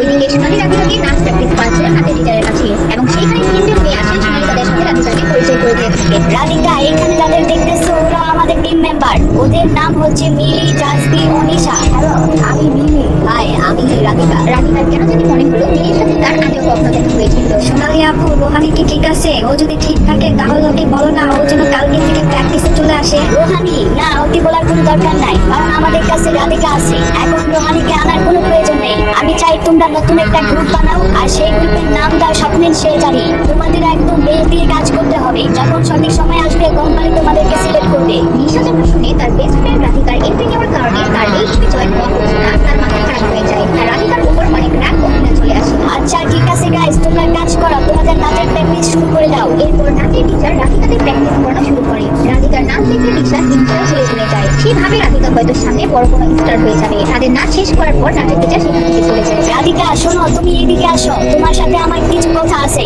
আর বাকিরা তোমরা তোমাদের প্র্যাকটিস করতে থাকো। সোনালী রাধিকাকে মুচকি হাসি দিয়ে যেভাবে ডেকে নিয়ে গেল, নিশা ভেবেছে সোনালী রাধিকার উপর ইমপ্রেস হয়ে গিয়েছে। নিশার এই স্বপ্নের শেষে গ্রুপের ক্যাপ্টেন হওয়ার অনেক ইচ্ছা ছিল, কিন্তু রাধিকা আসার পর তার এই স্বপ্ন যেন চ্যালেঞ্জিং মনে হচ্ছে। রাধিকা, তোমার আরো বেশি হার্ডওয়ার্ক করতে হবে। আমাদের কাছে বেশি সময় নাই। আমি চাই তুমি তোমার কাজ আরো 2 গুণ বাড়ায় দাও। ঠিক আছে আপু, আমি চেষ্টা করব। সোনালী রাধিকাকে ক্যাপ্টেন বানাতে চায়, কারণ সে রাধিকার চেহারা পারফরমেন্স সব ভালো দেখতে পাচ্ছে। এরপর সে রাধিকাকে প্র্যাকটিসের জন্য আবার পাঠিয়ে দেয়। এইদিকে নিশা এইগুলো দেখে ভাবছে রাধিকা তার জায়গা নিয়ে নিচ্ছে না তো। ঠিক তখনই সোনালী তার কাজে সেখান থেকে বাইরে অন্য কোথাও চলে যায়, আর এই সুযোগে নিশার মনে শয়তানি বুদ্ধি আসে। আমার মনে হয় না এই মেয়ে এত ভালো নাচতে পারে। ওর চেহারাটা একটু সুন্দর, তাই মনে হয় সোনালী আপু ওকে নিয়ে আসছে। সুন্দর? কিসের সুন্দর? আমার তোকে দেখে কোনো অ্যাঙ্গেল থেকে সুন্দর মনে হচ্ছে না। হ্যাঁ তুমি ঠিক বলছো, ও আমাদের 3 জনের থেকে অত বেশি সুন্দর হবে না। কিন্তু নিশা যেভাবে সোনালী আপু রাধিকার দেখতেছিল আর ওর সাথে কথা বলতেছিল, আমার তো মনে হয় ও তোমার জায়গা ওই মেয়েকে টিম লিডার হিসেবে বানাবে। এই লিডার? আমার তো মনে হয় সোনালী না, ওই মেয়ে সোনালীর পিছে ঘুরতেছে। ওরে দেখতে ভোলাবালা লাগলে কি হবে? ও ভিতরে ভিতরে অনেক চালাক। একদিন হয় নাই এখনই আমাদের জায়গা নিতে আসছে। এখনো যদি ওর ব্যবস্থা না নেই তাহলে ও আমাদের মাথায় চড়ে বসবে। এরপর নিশা ও তার বান্ধবীরা রাধিকার উদ্দেশ্যে রওনা দেয় সরাসরি। নাচের টিচার ও সোনালীও এখানে নেই। রাধিকার সাথে কি করবে তারা? এইদিকে প্রিমিস তাকে ঈশ্বরে নিয়ে কোথায় আছে? কি হতে যাচ্ছে প্রিমিস আর রাধিকার সাথে? রাধিকা রেগে নিশার গায়ে হাত তুলে ফেলে। এরপর নিশা মাটিতে পড়ে যায় এবং সে প্রচন্ড রেগে যায়। এরপর তারা দুইজন রাধিকার উপর খেপে যায় এবং রাধিকাকে অনেক মারতে থাকে। রাধিকাকে মেরে একদম অবস্থা খারাপ করে ফেলে। তখনই সেখানে মিলি আসে। এই মাইয়া, তুই নিজের কি ভাবস যে এই গ্রুপে নতুন আসছ? এই গ্রুপে আমাদের কিছু নিয়ম আছে, যদি সেটা মানতে পারস তাহলে আমাদের সাথে থাকতে পারবি। ঠিক আছে, বুঝতে পারছি। আমি যেহেতু তোর বড়, তাই আজকের থেকে তুই আমার আপু বলে রাখবি। এখানে সবাই তোর সিনিয়র। আচ্ছা, এখন থেকে আমাদেরকে আপু বলে শোনা। রাধিকা ওদের সাথে তর্কে জড়াতে চায় না, তাই ফালতু ঝামেলায় জড়াতে না চেয়ে সে ওদের কথা মেনে নেয়। হাই নিশা আপু, হাই জাসবি আপু, হাই মিলি আপু। না, তোমার এইসব করার দরকার নাই। এখানে এমন কোনো নিয়ম নাই যে আমাদেরকে আপু বলতে হবে। ওরা ফালতু তোমাকে পাগল বানাচ্ছে। মিলির এই কথা শুনে নিশা তার দিকে তাকিয়ে থাকে। সে ভাবে রাধিকা আর মিলি একই রকম। রাধিকা ওদের কথায় মনোযোগ দেওয়া বন্ধ করে দেয়। সে এখন তার নাচ ও পারফরমেন্সের দিকে মনোযোগ দিতে চায়। যখন রাধিকা সেখান থেকে চলে যেতে চায়, তখন নিশা তাকে বাধা দেয় আর বলে, এই নতুন মেয়ে, তুই কই যাস? আমরা কি তোরা এখান থেকে যাইতে বলছি? তো আমি এখন কি করব? রাধিকা বিরক্ত হয়ে যায়। তাদের কথা মতো আপু বলার পরেও তাকে বারবার বিরক্ত করার চেষ্টা করছে। তাকে তার নাম ধরে না ডেকে তাকে নতুন মেয়ে বলতেছে। তুমি দেখতেছো আমাদের নাচের জায়গা কেমন নোংরা হয়ে আছে? যারা এখানে নতুন আসে তাদের প্রথমে এই জায়গা পরিষ্কার করতে হয়। তো তাড়াতাড়ি ঝাড়ু নিয়ে পরিষ্কার করা শুরু করে দাও। রাধিকা চুপচাপ তার কথা মতো পরিষ্কার করার কাজে লেগে পড়ে। মিলি এগুলো দেখে অবাক হয়ে যায়। রাধিকা আগে থেকে এইসব কাজ করতে পারতো, তাই সে ইজিলি এগুলো করছে। কিন্তু হঠাৎ জাসবি ও নিশা রাধিকার কষ্ট করে মোছা জায়গায় বারবার পাড়াচ্ছে। রাধিকা প্রথমবার কিছু বলে না, কিন্তু পরে বিরক্ত হয়ে রাধিকা বলে, তোমরা যদি আরেকবার ময়লা করো আমি কিন্তু আর পরিষ্কার করবো না, বলে দিলাম। এরপর নিশা ইচ্ছা করে তার হাতে থাকা চিপসের প্যাকেট ও সস ফ্লোরের মধ্যে ফেলে দেয়। রাধিকা এবার রেগে যায়। সে না মুছে যখনই চলে যেতে নিবে, নিশা রাধিকাকে ধাক্কা দেয়। ফকিরের বাচ্চা, তোর সাহস কত বড়? তুই আমার কথা শুনিস না, আবার আমার দিকে চোখ দিলে তাকাস। তোর কি বাঁচার কোনো ইচ্ছা নাই? তোর আমাদের গ্রুপে থাকার কোনো যোগ্যতাই নাই। তুই সোনালীর সামনে এত ভালো সাথে নাটক কেন করো? তুই কি ভাবছো এখানে সোনালীর কোথায় তুই আমাদের গ্রুপের লিডার হবি? রাধিকা ওদের হাবভাব দেখে ভয় পেয়ে যায়, কারণ এখানে তাকে বাঁচানোর কেউ নেই। তাই রাধিকা চুপচাপ এবার পরিষ্কার করার সিদ্ধান্ত নেয়। কিন্তু নিশা ও তার বন্ধুরা এখানে এই কাজগুলো করে শান্ত হয় না। দেখো ভাই, আমরা যা বলি ও তাই করার জন্য প্রস্তুত হয়ে যায়। ওর অবস্থা তো বন্দিতে থাকা কুত্তার মতো হয়ে গেছে। ভালোই হয়েছে, ওরে দিয়ে আমরা সামনে অনেক কাজ করতে পারো। হ্যাঁ, কিন্তু ও তো আবার ভালো নাচতেও পারে। সোনালি যদি ওকে আবার গ্রুপ লিডার বানায় দেয়, আমরা তো তখন ওরে দিয়ে কাজ করতে পারব না। চিন্তা করার কি আছে? ও আমাদের গ্রুপের লিডার হওয়ার পরও আমরা ওরে দিয়ে এই কাজই বাড়াবো। ও কিন্তু ভালোই বুঝতে পারে। আমার তো মনে হয় ওগুলো ওর মায়ের কাছ থেকে শিখছে। মা আর মাইয়া মনে হয় একই রকম হইব। একদম চুপ, আমার আম্মুকে নিয়ে আরেকটা বাজে কথা বলবা না। আচ্ছা, তাইলে তোর মাই তোর উইক পয়েন্ট। শোন, তোর মাও কাজের বেটে, তুইও কাজের বেটে। আমার মারে নিয়ে কথা বলার সাহস কে দিছে? রাধিকা রেগে নিশার গায়ে হাত তুলে ফেলে। এরপর নিশা মাটিতে পড়ে যায় এবং সে প্রচন্ড রেগে যায়। এরপর তারা দুজন রাধিকার উপর খেপে যায় এবং রাধিকাকে অনেক মারতে থাকে। রাধিকাকে মেরে একদম অবস্থা খারাপ করে ফেলে। ঠিক তখনই সেখানে মিলি আসে। এই তোমরা এখানে কি করতেছো? তোমাদের কারণে কি আমরা এখানে আমাদের প্র্যাকটিস করতে পারবো না? তোমরা কি করে বন্ধ করবা? মিলি, আমাদের মামলা থেকে দূরে থাক। তুই তোর কাজ কর, আমাদেরকে বুঝতে দে। তোমরা অনেক জোরে আওয়াজ করতেছো, আর এটা প্র্যাকটিস রুম। আমরা এখানে শান্তি চাই। তোমরা এগুলো বন্ধ করো এখন। আচ্ছা, এখানে অনেক আওয়াজ হচ্ছে, তাইলে তুই বাইরে চলে যা। এখানে ভিতরে কি করস? নিশা মিলির উপর চেতে যায়। আসলে মিলি রাধিকাকে বাঁচানোর জন্য এইসব বলছিল। আচ্ছা, তোমরা কি চাও আমি এখন সোনালী করে ফোন দিয়ে বলি তোমরা এখানে মারামারি করতেছো? মিলি, তুই কিন্তু বেশি বেশি করতেছ। এর ফল কিন্তু ভালো হবে না। সোনালির কথা শুনে নিশা আর জাসবি একটু ভয় পায়, আর সাথে সে রাধিকাকে আবারও ধমক ফকিরের বাচ্চা, তুই যদি সোনালির কিছু বলো সেই ব্যাপারে, তাহলে কিন্তু তোর খবর আছে। পরে কিন্তু তোরা কেউ আমাদের হাত থেকে বাঁচিতে পারবো না। এরপর নিশা ও তার চামচাগুলো সেখান থেকে চলে যায়। মিলি রাধিকার কাছে যায়। রাধিকা মায়ের খেয়ে একদম ক্লান্ত হয়ে পড়ে। সে ভয়ে কাঁপতে থাকে। মিলির রাধিকার জন্য রাগ হচ্ছিল। Thank you so much. তুমি না থাকলে আজকে ওরা আমাকে আরো মারতো। আমাকে থ্যাংক ইউ দেওয়া লাগবে না, আমি তোমাকে ঘৃণা করি। সেটা যাই হোক, আমি তোমাকে ধন্যবাদ দিতে চাই। মিলির কারণে সে কিছুটা রক্ষা পায়। সে ভাবে মিলির সাথে তার একটা বন্ধুত্ব হতে পারে। তুমি যদি তোমাকে প্রোটেক্ট করতে না পারো তাহলে একটা বয়ফ্রেন্ড খুঁজে নাও। এটা বলে মিলি এক কোণায় চলে যায়। আর ঠিক সেই সময় সেখানে হাজির হয় প্রিমিস। প্রিমিসকে প্রথমে সেখানে ঢুকতে দেওয়া হয়নি। সে বাড়ির মিয়াকে ফোন দিয়ে সেখানে ঢুকে। প্রিমিস রাধিকার এই অবস্থা দেখে ঝাটকা খেয়ে যায়। আর এইদিকে প্রিমিসের ড্রেসের অবস্থা দেখে মিলি ভাবে এই ছেলে রাধিকাকে প্রোটেক্ট করতে পারবে না। প্রিমিসকে দেখার সাথে সাথে রাধিকা কান্না করে দেয়। প্রিমিস সাথে সাথে দৌড় দিয়ে রাধিকার সামনে চলে আসে। কে তোমার গায়ে হাত দিছে? কার এত বড় কলেজা তোমারে মারছে? তুমি খালি আমারে একবার বলো। প্রিমিস রাধিকার গায়ের দাগ দেখে বুঝতে পারে কেউ রাধিকার উপর অ্যাটাক করেছে। রাধিকার চেহারা দেখে প্রিমিস হতাশ হয়ে যায়। রাধিকা একদম ঘাবড়ে গিয়েছে। প্রিমিস শুধু রাধিকার মুখে তাদের নাম জানতে চায় যারা তার এই অবস্থা করেছে। প্রিমিস সেখানে মিলিকে দেখতে পায় আর বলে, এই মেয়ে কি তোমার গায়ে হাত দিছে? যদি ও তোমার গায়ে হাত দিয়ে থাকে তাহলে আমি ওরে এক্ষুনি মেরে ফেলবো। না, আমাকেও মারে নাই। আমার গায়ে যারা হাত দিছে তারা এখন বাইরে চলে গেছে। রাধিকা মিলির ব্যাপারে না বলে দেয়। প্রিমিস তো ভেবেই নিয়েছিল মিলি রাধিকার গায়ে হাত তুলেছে। তবে রাধিকা বিষয়টা ক্লিয়ার করে। এরপর মিলি সেখান থেকে চলে যায় এবং রাধিকা কান্না করতে থাকে। ওরা আমার আম্মুকে নিয়ে উল্টাপাল্টা কথা বলতেছিল। আমি যখন ছোট ছিলাম তখন থেকে আমি আমার আম্মুকে অনেক কষ্ট করতে দেখছি। আমার বাবা ছিল না, তাই ছোটবেলা থেকে আম্মু অনেক কষ্ট করে আমাকে বড় করছে। চিন্তা করো না রাধিকা, যারা তোমার সাথে এমন করছে তাদের অবশ্যই সাজা পাইতে হবে। আমি সব সময় তোমার পাশে আছি। যত সমস্যা আসুক না কেন রাধিকা, আমি তোমার হাত কখনোই ছাড়বো না। এগুলো বলতে বলতে রাধিকার মাথা চক্কর দেয়, মাথা ঘুরে শুরু করে। প্রিমিস যখন বুঝতে পারছিল রাধিকার শরীরের অবস্থা সেরকম ভালো না, তখন সে রাধিকাকে নিয়ে জিজ্ঞেস করে, আচ্ছা ঠিক আছে, তুমি এখন আমাকে বলো তোমার উপর কারা হাত তুলছে, তাদের নাম আমাকে বলো। ওরা আমার টিম মেম্বার। আমরা এখানে একসাথে নাচের প্র্যাকটিস করি। কিন্তু এইবার তুমি বিষয়টা ছাড়ো। যদি এরপর ওরা আমার সাথে কিছু করে তাহলে আমি তোমাকে বলবো। তখন তোমার ওদের সাথে যা করতে মন চায় তাই করো। রাধিকা চাচ্ছে না এত তাড়াতাড়ি তাদের সম্পর্কটা খারাপ হোক। তাদের সাথে যদি তার সম্পর্ক এখন খারাপ হয় তাহলে সেটা নিয়ে তার কাজের উপর গিয়ে পড়বে। কিন্তু রাধিকা চাচ্ছে না তার কোনো সমস্যার কারণে এই গ্রুপ ভেঙে যাবে। কি রাধিকা, তুমি এগুলা কি বলতেছো? তুমি এখন ওদের বাঁচানোর কথা বলতেছো? যে মেয়েরা তোমার এই অবস্থা করছে তুমি তাদেরকে বাঁচানোর কথা ভাবতেছো? প্লিজ তুমি শোনো আমার কথা, এবার আমার কথা মেনে নাও। আমি ওদের সবাইকে সাবধান করে দিব। যদি এরপর ওরা আমার সাথে কিছু করে আমি সর্বপ্রথম তোমাকে জানাবো। প্রিমিস রাধিকার কথা শুনে রেগে যায়। প্রিমিসের তাদেরকে ছেড়ে দেওয়া ঠিক বলে মনে হচ্ছে না, কিন্তু রাধিকার বলার পর তার আর কিছুই বলার থাকে না। আচ্ছা ঠিক আছে, চলো আমরা হোটেলে যাই, আমার আম্মুর সাথে দেখা করে আসি। আচ্ছা ঠিক আছে, চলো যাই। আন্টির সাথে যেহেতু দেখা করবা, তো তোমার মুখের অবস্থা তো তেমন ভালো না। তুমি হাত মুখ ঠিক মতো ধুয়ে আসো, তারপর আমরা যাচ্ছি। এরপর প্রিমিস রাধিকাকে নিয়ে সেখান থেকে বের হয়ে যায়। যখন সে রাধিকাকে নিয়ে বের হয় তখনই হুট করে তার ফোনে একটা কল আসে। আর কলটি ছিল ওয়াসিমের। প্রিমিস কলটি দেখে প্রথমে বিরক্ত হয়ে যায়। সে ভাবে হয়তো তাকে কোনো পার্টিতে ডাকার জন্য ওয়াসিম কল দিয়েছে, কিন্তু তারপরও সে কলটি ধরে। প্রিমিস স্যার, একটা কাহিনী ঘটে গেছে। রাধিকার আম্মু একটু অসুস্থ হয়ে গেছে। আমি সাথে সাথে ঢাকা মেডিকেলে দিয়ে দিয়েছি তাকে। আপনি কি তাড়াতাড়ি সেখানে যাবেন? ওয়াসিমের কথা শুনে রাধিকা ও প্রিমিস একদম ঝাটকা খেয়ে যায়। রাধিকার আম্মুর হঠাৎ কি হয়ে গেল? রাধিকার আম্মুর তো আগের কোনো রোগ ছিল না, তা হঠাৎ কি করে এমন হয়ে গেল? রাধিকার হার্টবিট বেড়ে যায়। কি হবে এখন? হঠাৎ আবার নতুন কোনো বিপদ? প্লিজ, আমার আম্মু কি হইছে? রাধিকার আম্মু খাবার খাওয়ার সময় হঠাৎ করে অসুস্থ হয়ে পড়ে। আমরা তাকে সাথে সাথে ঢাকা মেডিকেল হসপিটালে পাঠিয়ে দিই। তাকে ইমার্জেন্সিতে নেওয়া হয়েছে, ডক্টর তাকে দেখতেছে। আচ্ছা ঠিক আছে, আপনি তাদেরকে বলেন আন্টির জন্য ভালো করে চিকিৎসা করে, না হলে কিন্তু তাদের চাকরিও চলে যেতে পারে। প্লিজ, তুমি আমাকে তাড়াতাড়ি হসপিটালে নিয়ে চলো, তাড়াতাড়ি চলো। রাধিকা, তুমি শান্ত হও, আমরা এক্ষুনি হসপিটালে যাবো। তুমি কোনো চিন্তাই করো না, তোমার আম্মুর কিচ্ছু হবে না। রাধিকা ভয়ে টেনশনে কাঁপাকাঁপি শুরু করে দেয়। প্রিমিস তাকে বোঝানোর চেষ্টা করে এবং সাথে সাথে তারা হসপিটালে যাওয়ার জন্য গাড়ি নিয়ে রওনা দেয়। হসপিটালে যাওয়ার পথে মাঝখানে তাদের একটি ছেলের সাথে ঝগড়া হয়। তবে তারা এর কিছুক্ষণ পর হসপিটালে গিয়ে পৌঁছায় এবং সেখানে গিয়ে সে দেখতে পায় ওয়াসিম সেখানে দাঁড়িয়ে আছে আর রাধিকার আম্মু আইসিইউতে ভর্তি আছে। ওয়াসিম রাধিকা আর প্রিমিসকে দেখে তাদের সামনে যায়। প্রিমিস স্যার, রাধিকা ম্যাডাম আপনারা চলে আসছেন।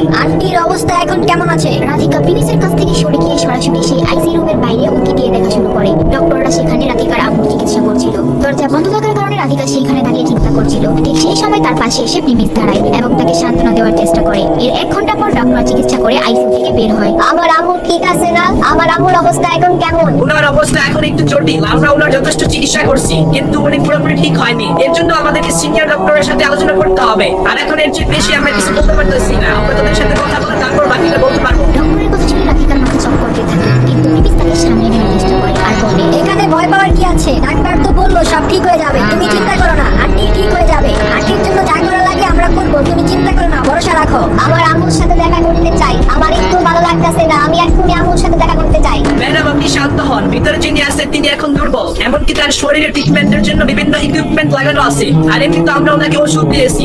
এখন আপনি ওইখানে গেলে তার সাথে কথা বলতে পারবেন না। তুমি শোনো, তারা যা বলতাছে সেটা শোনো। তুমি এরকম আচরণ করলে হইতে পারে আন্টির অবস্থা আরো খারাপ হয়ে যেতে পারে। তো প্লিজ শান্ত হও। রাধিকা প্রিমিসের কথা শুনে আইসিইউ রুমে যাওয়ার চিন্তা ছেড়ে দেয়, কিন্তু তার তার মন তো এখনো সেখানেই পড়ে আছে। কিন্তু এইদিকে প্রিমিস ওয়াসিমের দিকে তাকিয়ে বলে, ওয়াসিম, আপনি তাড়াতাড়ি ঢাকা শহরের সবচেয়ে বড় ডাক্তারকে এখানে নিয়ে আসেন, কোনো দেরি যেন না হয়। প্রিমিস তাড়াতাড়ি ঢাকা শহরের সবচেয়ে বড় ডাক্তারকে এখানে আসতে বলে। আমাদের যেমনি হোক আন্টিকে বাঁচাতে হবে, তাড়াতাড়ি করো। জি স্যার, আমি এক্ষুনি ব্যবস্থা করতেছি, আমি এক্ষুনি তাদেরকে নিয়ে আসার ব্যবস্থা করতেছি। প্রিমিস কাঁপতে থাকে। সে ভাবেনি প্রিমিস এত ঘাবড়ে যাবে। যখন সে প্রিমিসের অর্ডার শুনে সে তাড়াতাড়ি ডাক্তার আনার ব্যবস্থা শুরু করে দেয়। এইদিকে ডাক্তার চমকে যায়। প্রিমিসের মতো একটা ছেলের কথা শুনে ওয়াসিম ভয় পাচ্ছে। এটা দেখে সে অবাক হয়। রাধিকা ওইদিকে সেই রুমের বাইরে তার মাকে দেখছিল। এভাবে 3 ঘন্টা চলে যায়। এইদিকে ঢাকা শহরের বড় ডাক্তাররা হসপিটালে এসে পৌঁছায়। রাধিকা, তুমি অনেকক্ষণ ধরে এখানে দাঁড়িয়ে আছো, আমার সাথে চলো, একটু বসে আরাম করো। এরপর প্রিমিস রাধিকাকে নিয়ে হসপিটালে যেখানে বসার জায়গা ছিল সেখানে গিয়ে রাধিকাকে নিয়ে বসে এবং রাধিকাকে সান্ত্বনা দেওয়ার চেষ্টা করে। রাধিকা, তুমি চিন্তা করো না, তোমার আম্মু ঠিক হয়ে যাবে। ঢাকা শহরের বড় ডাক্তার আসতেছে, ইনশাআল্লাহ তোমার আম্মুর কিচ্ছু হবে না। হঠাৎ আইসিইউ রুম থেকে চিৎকারের শব্দ আসে আর এটা শুনে রাধিকা একদম ভয় পেয়ে যায় এবং নার্সরা আইসিইউ রুম থেকে বের হয়ে আসে এবং তারা দুইজন তাড়াতাড়ি সেই আইসিইউ রুমের দিকে চলে যায়। রাধিকার আম্মু খাট থেকে উঠে বসে পড়ে। রাধিকা একদম ঘাবড়ে যায় দূর থেকে দেখে।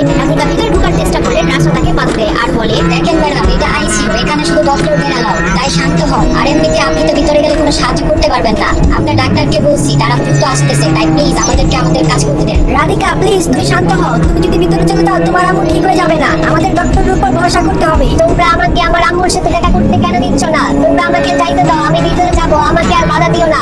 রাধিকা তাদের কথা মানতেই চায় না। সে পাগলের মতো করছিল ভিতরে যাওয়ার জন্য, কিন্তু প্রিমিস তাকে ধরে রাখে। ঠিক সেই সময় সেখানে ঢাকা শহরের বড় ডাক্তার এসে হাজির হয় এবং তারা চিকিৎসার জন্য ভিতরে ঢুকে পড়ে এবং ভিতর থেকে দরজা লক করে দেয়। রাধিকা, তুমি আমার কথা বিশ্বাস করো, সে ঠিক হয়ে যাবে ইনশাআল্লাহ। তোমার কি মনে হয় আমাদের তাকে নিয়ে কোনো চিন্তা নাই? তোমার যতটা কষ্ট হচ্ছে আমারও তেমনি কষ্ট হচ্ছে, কিন্তু আমরা এখন কিছুই করতে পারবো না। আমরা তো আর ডাক্তার না, চিকিৎসা করলে তাদেরই করতে হবে। আমি ওয়াশিংটনে বলে ঢাকা শহরের বড় ডাক্তারকে নিয়ে আসতেছি, আর ইনশাআল্লাহ তাড়াতাড়ি ঠিক হয়ে যাবে। প্রিমিস রাধিকাকে বোঝানোর চেষ্টা করে কিন্তু সে তার কোনো কথাই মানতে রাজি না। এই সময় তার মাথায় কোনোভাবেই কাজ করছে না। এরপর রাধিকাকে প্রিমিস অনেক বুঝিয়ে শুনিয়ে ঠান্ডা করে, কিন্তু হঠাৎ 10 মিনিট পর একজন ডাক্তার ভয় পেয়ে সেই রুম থেকে বের হয়ে আসে। ওয়াসিম স্যার, আমাদের রোগী অনেক জোরে জোরে নিঃশ্বাস নিচ্ছে, তার অবস্থা খারাপের দিকে যাচ্ছে। যদি রাধিকা ম্যামের আম্মুর কিছু হয় তোমাদের অবস্থা কিন্তু ঠিক থাকবে না, তাই তাড়াতাড়ি যাও, যেমনি হোক ওনাকে ঠিক করার ব্যবস্থা করো।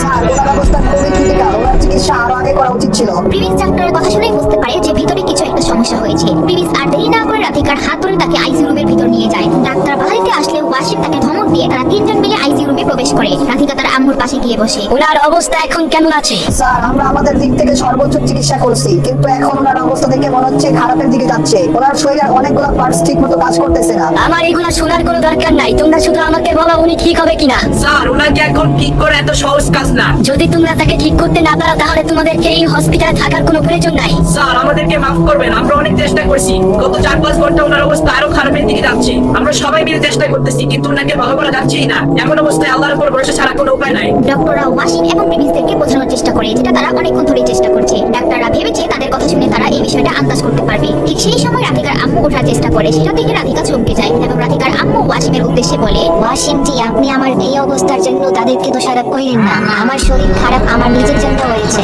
আমি শুধু এখন রাধিকার সাথে একটু কথা বলতে চাই। আপনারা যদি একটু বাইরে চলে যাইতেন ভালো হতো। এটা শোনার পরে সেখানে থাকা ডক্টর ও ওয়াসিমের মাথার হুঁশ উড়ে যায়। তারা যদি বাইরে চলে যায় তাহলে তো রাধিকার আম্মুর অবস্থা আরো খারাপ হতে পারে। ওয়াসিম বুঝতেছিল না এখন কি করবে, তাই সে প্রিমিসের দিকে তাকায়। সবাই এই রুম থেকে বাইরে চলে যান। সেখানে থাকা সবাই বাইরে চলে যায়। যখন প্রিমিস সেখান থেকে যেতে নিবে ঠিক তখনই রাধিকার আম্মু প্রিমিসকে বলে, প্রিমিস, তুমি কি কিছুক্ষণ এখানে থাকবে? রাধিকার আম্মু আস্তে আস্তে প্রিমিসকে বলে। প্রিমিস বাইরে যখন চলে যেতে গিয়েছিল তখন তাকে থামতে বলে এবং প্রিমিস সেখানে থাকে। রাধিকা, তুমি কান্না করা বন্ধ করো। আমি এখন তোমাদেরকে যে কথা বলবো সেটা আমি কখনো তোমাদেরকে বলতে চাই নাই। আম্মু, তুমি এত নাড়াচাড়া করো না, তুমি এখন রেস্ট নাও, তোমার এখন আর চিন্তা করা লাগবে না। রাধিকা, তুমি চিন্তা করো না, শোনো আমার কথা। আচ্ছা প্রিমিস, তুমি এইদিকে আসো, তোমার সাথে আমার কিছু কথা আছে। প্রিমিস রাধিকার আম্মুর কথা শুনে তার সামনে গিয়ে দাঁড়িয়ে থাকে এবং রাধিকার আম্মু বলে, প্রিমিস, তুমি কি সামনে রাধিকার ঠিকঠাক মতো খেয়াল রাখতে পারবা না? যেদিন প্রথম রাধিকার আম্মু প্রিমিসকে দেখে সে বুঝতে পারে প্রিমিস খুব ভালো একজন ছেলে। তার ব্যবহার আচরণ দেখে বুঝতে পারে প্রিমিস অনেক সৎ একজন মানুষ। রাধিকার আম্মুর কথা শুনে প্রিমিস কিছুটা আন্দাজ করতে পারে। হ্যাঁ আন্টি, আমি ওয়াদা করতেছি আমি ওর সব সময় খেয়াল রাখবো। প্রিমিসের কথা শুনে রাধিকার আম্মু কিছুটা হালকা বোধ করে। তার মনে হচ্ছিল যে তার মেয়ের জন্য সবচেয়ে ভালো অপশন হবে প্রিমিস এবং তাকে মনে হচ্ছিল যে প্রিমিস তাদের আপন মানুষ। এরপর রাধিকার আম্মু রাধিকাকে বলে, রাধিকা, আমি তোমাকে একটা কথা বলতে চাই। রাধিকা, আমি তোমার আসল আম্মু না। এটা শুনে প্রিমিস রাধিকা একদম অবাক হয়ে যায়। রাধিকার দুনিয়া যেন উল্টে যায়। সে যদি রাধিকার আম্মু না হয়ে থাকে তাহলে রাধিকার আসল নাম কি? এই কথা কেনই বা বললো এখন? কি হতে যাচ্ছে রাধিকার? রাধিকা, আমি তোমার আসল মা না। না না, আমি বিশ্বাস করি না তুমি আমার আসল মা। রাধিকা, তুমি একদম তোমার আম্মুর মধ্যে সহজ সরল বলা হয়েছ। রাধিকার মা যখন তার আসল মায়ের কথা বলছিল রাধিকার ভাবতে লাগছে। তার কথা শুনে সে চিন্তায় পড়ে যায় এবং সে এই ব্যাপারে আর কিছু শুনতে পারে না। আরে মা আমার, আমি তো তোমার আম্মু হওয়ার যোগ্য না। তোমার আম্মু অনেক সুন্দর ছিল। ছিল। সে যেমন সুন্দর ছিল তার মনটা অনেক ভালো ছিল। আমি তো শুধু তার কাজের মেয়ে ছিলাম। না আমি মানি না, তুমি আমার আসল মা। রাধিকা, তুমি যখন জন্মগ্রহণ করছিলা তোমার পরিবারের অনেকেই তোমাকে মারার জন্য উঠে পড়ে লেগে যায়। তারা তোমাকে খাবারের মধ্যে বিষ মাখিয়ে মারতে চেয়েছিল। বিষয়টা যখন তোমার আম্মু ও আমি জানতে পারি, তোমাকে নিয়ে পালিয়ে গিয়েছিলাম একটা পাহাড়ের মধ্যে। কিন্তু তোমার পরিবারের লোকেরা আমাদের সেখানে গিয়েও ধরে ফেলে এবং আমাদের মাথার উপর বন্দুক তাক করে ধরে রাখে। হায় হায়, কি বলে? সত্যি? এরপর তোমাকে তোমার আম্মু আমার হাতে তুলে দেয়। তোমার পরিবারের আক্রমণের কারণে তোমার আম্মু পাহাড় থেকে নিচে পড়ে যায় এবং যাইতে যাইতে আমাকে বলে আমি যেন তোমার খেয়াল রাখি। তখন আমি সেই পাহাড় থেকে জঙ্গলের দিকে দৌড়ি এবং তোমার পরিবারের লোকেরা আমার উপর গুলি ছুটতে থাকে। আমি কোনো রকমে তোমাকে নিয়ে সেইখান থেকে বেঁচে ফিরি। আর ছোটবেলা থেকে তুমি যেই গ্রামে বড় হয়েছো সেইখানে এসে পড়ি। এরপর রাধিকার মা একটু কষ্ট ফিল করে আর রাধিকা তাকে পানি খাইয়ে দেয় আর বলে, আম্মু তোমার কিচ্ছু হবে না, তুমি কোনো চিন্তা করো না। রাধিকার মা রাধিকাকে একটি লকেট দেয়। আর এই গলার লকেট রাধিকার আম্মু ছিল, তাই এখন সে রাধিকাকে ফেরত দেয়। এই লকেটটা ম্যাডামের খুব পছন্দের ছিল। তোমার আম্মু মারা যাওয়ার কিছুদিন আগে সেটি আমার কাছে দিয়ে দেয়। এটি তোমাকে অনেক সুন্দর বানাবে রাধিকা। এদিকে রাধিকার মায়ের শ্বাসকষ্ট বাড়তে থাকে। সে অনেক অসুস্থ ফিল করে এবং প্রিমিসের উদ্দেশ্যে বলে, এতদিন রাধিকা আমার মতো অনেক কষ্টকর জীবনযাপন করছে। রাধিকা ওর আম্মুর মতো অনেক শান্ত ও সহজ সরল। ওর মনটা অনেক ভালো। আমার চিন্তা হচ্ছে আমি যখন থাকবো না, কেউ রাধিকাকে যদি ডিস্টার্ব করে তখন কি ওকে রক্ষা করবে? রাধিকা তোমাকে অনেক পছন্দ করে। আমার মনে হয় তুমি সবসময় ওর খেয়াল রাখবা, ওরে কখনো কষ্ট দিও না। আন্টি আপনি কোনো চিন্তাই করেন না। আমি প্রিমিস চৌধুরী যতদিন বেঁচে আছি ততদিন আমি ওয়াদা করতেছি আমি আপনার মেয়ের কোনো কিছু হইতেই দিব না। দরকার হয় আমার নিজের ক্ষতি হবে কিন্তু রাধিকার কিছু হতে দিব না। আপনি কোনো চিন্তাই করেন না। ঠিক আছে বাবা, তাহলে তো আমি একদম আরামে। এরপর আর রাধিকার আম্মু কিছুই বলতে পারে না। তার সমস্ত শরীরে এনার্জি চলে যায় এবং ধীরে ধীরে তার চোখ বন্ধ হয়ে যায়। রাধিকা একদম ভয় পেয়ে যায় এবং যা হওয়ার তাই হয়ে যায়। রাধিকার আম্মু দুনিয়া ছেড়ে চলে যায়। রাধিকা কান্না শুরু করে দেয়। টানা 1 ঘন্টা সে এইভাবে সেখানে পড়ে থাকে। প্রিমিস চুপচাপ পিছনে দাঁড়িয়ে থাকে এবং এরপর প্রিমিস রাধিকার উদ্দেশ্যে বলে, রাধিকা তুমি কোনো চিন্তাই করো না, আমি সব সময় তোমার পাশে আছি। রাধিকাকে কোনোভাবেই থামানো যাচ্ছিল না। কয়েক ঘন্টা পর এমনিতেই সে দুর্বল হয়ে পড়ে। এভাবেই শেষ হয় তাদের মা ও মেয়ে। রাধিকার মা দুনিয়া ছেড়ে যাওয়ার 5 দিন পরও রাধিকা কলেজে যায় না, এমনকি নাচের টিচারের কাছেও নাচ শিখতে যায় না। রাধিকার এমন অবস্থা দেখে প্রিমিস প্যারিসে পড়ে যায়। এরপর রাধিকার সাথে প্রিমিসের যখন দেখা হয়, রাধিকা প্রিমিসকে বলে, প্রিমিস আমি সেই ডান্সিং গ্রুপে জয়েন করতে চাই। আমি আমার আম্মুর স্বপ্ন পূরণ করতে চাই। ওয়াও রাধিকা, তুমি একদম ভালো ডিসিশন নিয়েছো। চলো আমি তোমাকে সেখানে নামিয়ে দিয়ে আসি। এরপর প্রিমিস আর রাধিকা একটি অটো করে সেই অফিসের সামনে চলে যায়। আর সেখানে অনেক দামি দামি কোটি টাকার গাড়ি দাঁড় করানো ছিল। যখন রাধিকারা সেখানে নামে এবং দাঁড়িয়ে থাকে তখন সেখানে আরেকটি বিশাল দামি গাড়ি এসে থামে। সেই গাড়ি থেকে একটি ছেলে নামে আর এরপরে সেখান থেকে নিশাও নামে ওই গাড়ি থেকে। তাকে দেখে তার বান্ধবী চাঁদনি সেখানে চলে যায়। আমার তো মনে হয় এটা রাধিকার বয়ফ্রেন্ড, কিন্তু ও এটা কি জামা কাপড় পরছে? ওর কি কোনো লজ্জা নাই? ও রাধিকার মতো একটা মেয়ের বয়ফ্রেন্ড হতে পারছে, কিন্তু দুজনের মধ্যে তেমন তো কোনো তফাৎ নাই। কি কি আছে? আরে ভাই দেখো, এখানে কি দিয়ে আসছে? সামান্য একটা অটো দিয়ে আসছে। আরে ভাই তুমি শোনো নাই, ওরা ছোট্ট একটা গ্রাম থেকে আসছে। ওদের অবস্থা তো জানোই। ওর মতো একটা মেয়ে কিভাবে গাড়ি করে আসবে? নিশারা রাধিকার দিকে এগোতে থাকে। এদিকে রাধিকা ও নিশাকে দেখে রাগের নজরে তাকায়। এদিকে তাদেরকে দেখে প্রিমিস বুঝে যায় এই মেয়েরাই রাধিকার সাথে ওই দিন ঝগড়া করেছে। প্রিমিসের তো ইচ্ছা করছে এই মেয়েগুলোকে সাহায্য করতে, কিন্তু রাধিকার কথা চিন্তা করে সে আর কিছু বলে না। এরপর নিশা ও তার বান্ধবীরা সেখান থেকে চলে যায় এবং একটু পর আরেকটা গাড়ি আসে। সেই গাড়ি থেকে নামে মিমি। ও রাধিকা তুমি আসছো, চলো একসাথে ভিতরে যাই। রাধিকা প্রিমিসকে বিদায় দিয়ে দেয়, কিন্তু প্রিমিস সেখানে ছেড়ে যায় না। দূর থেকে দাঁড়িয়ে সে তাদেরকে দেখছিল। সে দেখছিল মিমি যখন প্রিমিসের দিকে তাকিয়েছিল, মিমি প্রিমিসকে ছোট নজরে দেখছিল। সে বুঝেছিল প্রিমিস রাধিকার ব্যতিক্রম করে না। প্রিমিস মিমির চেহারা দেখে বুঝতে পারে, কিন্তু প্রিমিস কিছুই মনে করে না, কারণ মিমি তো জানে না প্রিমিসের আসল পরিচয়। এরপর প্রিমিস অটো করে কলেজে চলে যায়। রাধিকাকে এইভাবে ওইখানে রাখা যাবে না। ওইখানে থাকা মেয়েরা যদি আমার অনুরোধ ডিস্টার্ব করে, ওরা আমাকে রাস্তার ঝুঁকি ভাবতেছে। এর জন্য রাধিকাকে ওরা ভয় পায় না। এইবার আমাকে ওদেরকে কিছু পাওয়ার দেখাতে হবে, যাতে অ্যাটলিস্ট রাধিকার উপর কোনো বিপদ না আসে। ওকে যেন একা না ভাবে। রাধিকার মাঝে এদিন সেদিন হসপিটালে যাওয়ার সময় একটা গ্যাঞ্জাম লেগেছিল। সেখানে একটি ছেলে একটি মেয়েকে বিরক্ত করে রাস্তায় প্রপোজ করছিল। তিনি সেই ছেলেকে মারে এবং তাদের সাথে থাকা গুন্ডাদেরকে সবাইকে মেরে হিরোর মতো সেখান থেকে চলে গিয়েছিল। আর এই কাহিনী দেখে মেয়েটি প্রিমিসের ফ্যান যায়। আর মেয়েটি জানতে পারে প্রিমিস এই কলেজে পড়ে, তাই সে এখানে তাকে খুঁজতে আসে তার বান্ধবী পূজাকে নিয়ে। এবারই তারে কে বললো ওই ছেলে এই কলেজে পড়ে? আমরা তো অনেক বুঝলাম, তো এখনো তো কিছু পাইলাম না। আমি আসলে ওর ব্যাপারে তেমন কিছু জানি না, শুধু ওই দিন রাস্তায় দেখছিলাম। আমার এক ফ্রেন্ডের কাছে শুনছিলাম ওরে নাকি এই কলেজেই দেখছে। আমরা আরো একটু খুঁজে দেখি। আমি আর পারতাছি না ভাই, আমি খুঁজতে খুঁজতে হয়রান হয়ে গেছি। আগে আমরা পানি টানি খাই আর রেস্ট নেই, তারপর খুঁজি। আচ্ছা ঠিক আছে, চল আমরা আগে পানি খাই নেই। তারা দুজন যখন পানি খেতে যায় ঠিক তখনই সেখানে প্রিমিস একজনের সাথে ফোনে কথা বলছিল। আমি যে গত মাসে একটা গাড়ি অর্ডার করছিলাম, ওটার কি অবস্থা? আপনারা কি আমার অর্ডার ভুলে গেছেন? প্রিমিসের মুখে এই কথা কিছুটা বুঝতে শুনে হিমারি উঠে যায়। হিমারির প্রিমিসের কণ্ঠস্বর শুনে তার কান খারাপ হয়ে যায়। সে একদম চমকে যায়। প্রিমিসের ভয়ে সে ফেলে যায়। তার কাছে মনে হয় ওই প্রিমিসের এত দেরি হলে কেমনে হইব? দিব ভাই? আমি অলরেডি আপনাদেরকে অ্যাডভান্স দিয়ে দিছি, এরপর আপনারা গাড়ি ডেলিভারি করতেছেন না। আপনাদের যদি দরকার হয় আরো টাকা নেন, আগামী 10 দিনের মধ্যে আমার গাড়ি যেন চলে আসে।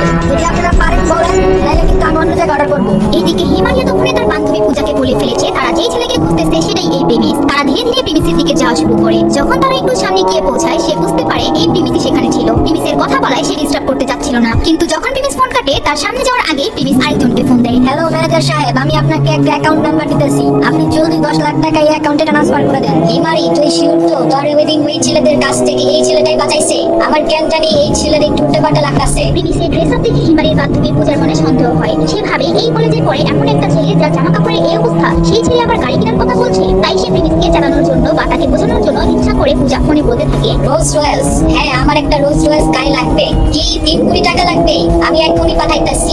এক কাম করেন, আমাকে 10 দিনের মধ্যে গাড়ি ব্যবস্থা করে দেন, আমি 3 কোটি 4 কোটি যা লাগে সব দিব। প্রেমিস বুঝতে পারে এটা তাকে উদ্দেশ্য করেই বলছে, কিন্তু প্রেমিস পুরো বিষয়টাকে এড়িয়ে যেতে চায়। আরে পূজা, তুমি শুধু শুধু ওনাকে কেন ডিস্টার্ব করতেছো? আরে ভাই, এই ছেলে কেমনে ওয়েডিং এর ছেলে হবে? ওর হিসাবের অবস্থা দেখছো? আমার কি সব উল্টাপাল্টা ফোনে বলতেছে। হিমালয় তার বান্ধবীকে চুপ করায় আর প্রেমিসের সাথে কথা বলার জন্য আগ্রহ দেখায়। কিন্তু প্রেমিস বলে, আমাকে মাফ করবেন, আমার একটু কাজ আছে, ইমার্জেন্সি। এটা বলে প্রেমিস সত্যি বেশি একটা রেস্টুরেন্টে চলে যায় আর হিমালয় তার বান্ধবীকে বেরিয়ে যায়। এদিকে প্রেমিস তার খাবারের বিল দেওয়ার সময় তার ব্যাংকের কার্ড কাজ করা বন্ধ করে দেয়।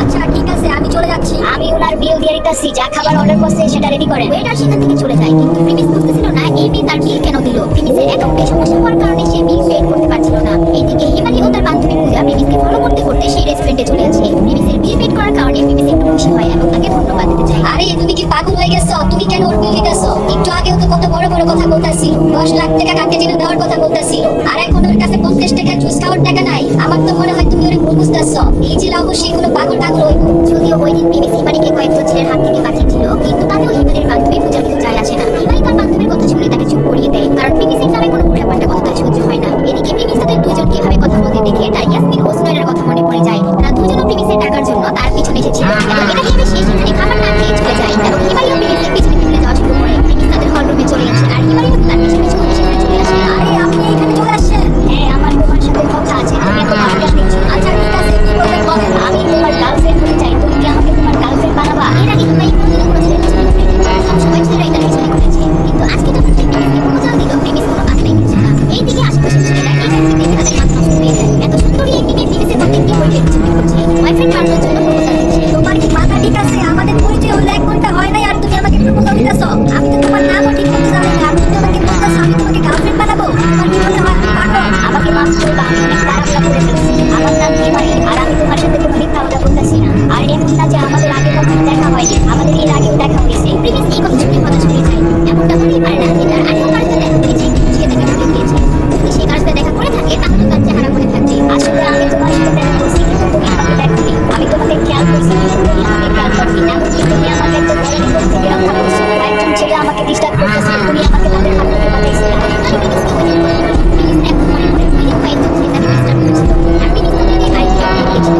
এটা সেই দিনের কাহিনী যেদিন তাকে তার মা হসপিটালে ভর্তি হয়েছিল। ওই দিন আমার কিছু করার ছিল না, কিন্তু আমার কপাল ভালো যে তুমি তাদেরকে গাড়ি দিয়ে উড়িয়ে দিয়ে আমাকে সেখান থেকে বাঁচিয়েছিলাম। ওই দিন আমি তোমাকে দেখেই পছন্দ করে ফেলি আর এরপর থেকে আমি তোমাকে খোঁজা শুরু করি এবং আজকে তোমার সাথে আমার দেখা হয়ে যায়। আচ্ছা ঠিক আছে, তাহলে এই ব্যাপার। এবার প্রেমিসের বিশ্বাস হচ্ছিল যে এই মেয়ে আসলে টাকার জন্য তার পিছনে আসে। এইদিকে হিমালয়ের বান্ধবী পূজা সেখানে এসে পড়ে। হিমালয় পূজাকে আসতে দেখে কিন্তু তার খেয়াল ছিল প্রেমিসের দিকে। আচ্ছা প্লিজ, তুমি কি এখন আমার সাথে ঘুরতে যাইবা? কি তুমি এত তাড়াতাড়ি ওরে পটায় ফেলছো? হিমারি, তুমি কই আর এই ছেলে কোথায়? তুমি ওর সাথে ঘুরতে যাইবা? হিমালয় তার বান্ধবী পূজার কোনো কথাই বলতে না। হিমালয় বুঝতে পারে প্রেমিস আসলে কেমন ধরনের ছেলে। আমি তোমাকে লাস্ট বারের মতো বলতেছি, তুমি কিন্তু ভুলেও রাজি? আমি রাজি না, আমার কোনো ইন্টারেস্ট নাই। আরে তুমি হিমারিরে জানো আর তুমি ওরে মানা করে দিলা? তুমি তো কঠিন ধরনের বলো। প্রেমিস যখন হিমালয়ের সাথে ঘুরতে যাওয়ার ডিসাইড করে দেয় পূজার মনে হয় প্রেমিস আসলে একটি পাগল। হিমালয়ের মতো একটা মেয়েকে কিভাবে সে ডিসাইড করে দেয়। এইদিকে পূজার কথার কারণে হিমালয়ের মেজাজ খারাপ হয়ে যায়। তুমি কি অন্ধ?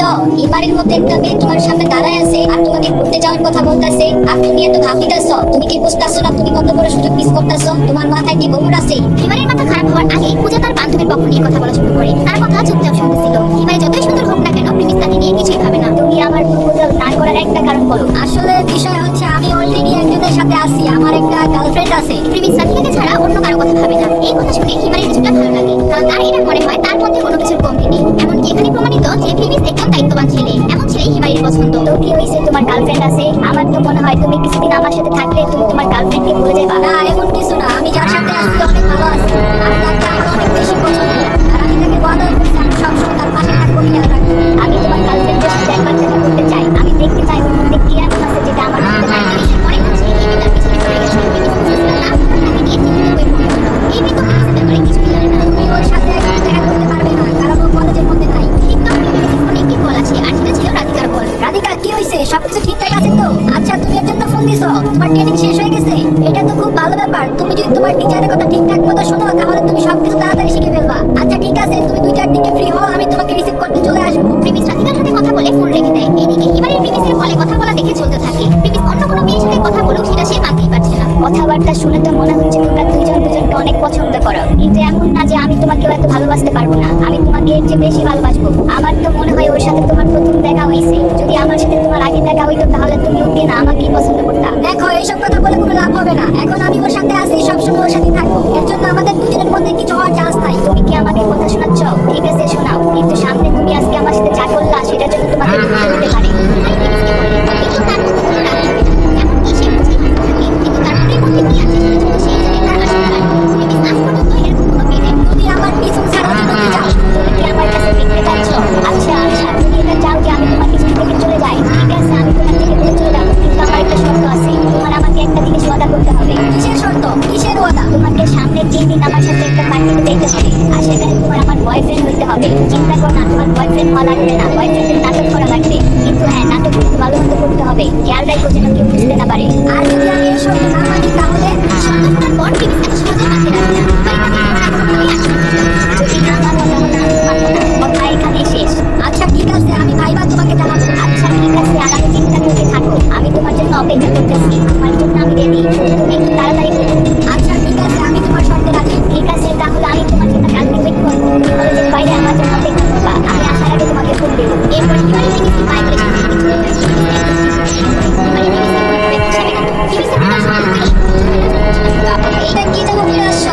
ওই দিনে তুই যেন বলে আসছিলা, তুমি কি জানো না পার্টিতে গেলে সুন্দর যেন করে আসতে হয়? তুমি কি জানো সেখানে কত নামি দামি লোকেরা আসবে? তোমার দেখলেই তো সবাই হাসতে হাসতে শেষ হয়ে যাবে। আচ্ছা ঠিক আছে, তাহলে তোমরা যাও, আমি যাবো না তোমাদের সাথে। আরে প্রিমিস দাঁড়াও, তুমি ওর কথায় মাইন্ড করো না। ও তো এমনিই করে ফেলছে। তুমি তো এমনি দেখতে অনেক হ্যান্ডসাম। তুমি যেটা করে আসছো এটা করেই চলো। প্রিমিস তাদের সাথে যেতে রাজি হয়। এরপর প্রিমিস গাড়িতে উঠে পড়ে এবং কিছুক্ষণের মধ্যেই গাড়ি গোল্ডেন লিফ হাউসের সামনে এসে থামে। আর এইখানেই প্রিমিসের 1 কোটি টাকা দামের ফ্ল্যাট আছে। হিমালয় ও পূজা যখন এই বাসার সামনে এসে থামে, প্রিমিস ভাবে তারা হয়তো কারোর জন্য ওয়েট করছে। কিন্তু কিছুক্ষণ যাওয়ার পর প্রিমিস গাড়ি থেকে নামে। কি হচ্ছে এখানে? তোমরা গাড়ি থেকে কেন নামলা? তোমরা না পার্টিতে যাইবা, তাহলে এখানে দাঁড়ায় আছো কেন? কারণ আমরা আর কোথাও যাবো না, আজকের পার্টি এখানে হবে। তোমরা এখানে দাঁড়াও, আমি গাড়িটা পার্ক করে আসতেছি। প্রিমিস তার নিজের বাসার সামনে এসে শুধু একটা জিনিসই ভাবছে, রাধিকা তার কাজে গিয়েছে। যদি সে এখানে থাকতো তাহলে এই মেয়েদের সাথে দেখে প্রিমিসের অবস্থা খারাপ করে দিত। ঘুরে ঘুরে কি দেখতেছো? এরকম সুন্দর জায়গায় জীবনে প্রথম আসছো নাকি? দেখো দেখো, মন করে দেখে নাও। প্রিমিস পূজার দিকে তাকায় আর মনে মনে ভাবে তার বাসার চাবি এই মেয়ের হাতে ধরিয়ে দিতে, কিন্তু সে এটা করবে না, কারণ সে তাদের সাথে কোনো ঝামেলা এমনকি বড়লোক সাজতেও চায় না।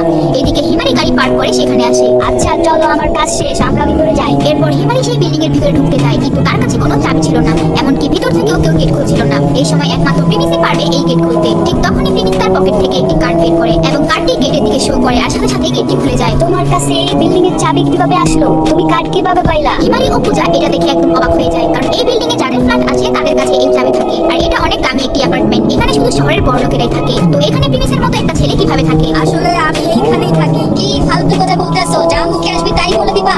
এখন তোমার বাসাও এখানে, এটা আমাদের মানতে হবে। তোমার কি মনে হয় আমরা ছোট বাচ্চা? তোমার এই বানানো কাহিনী শুনবো আর আমরা মেনে নিবো?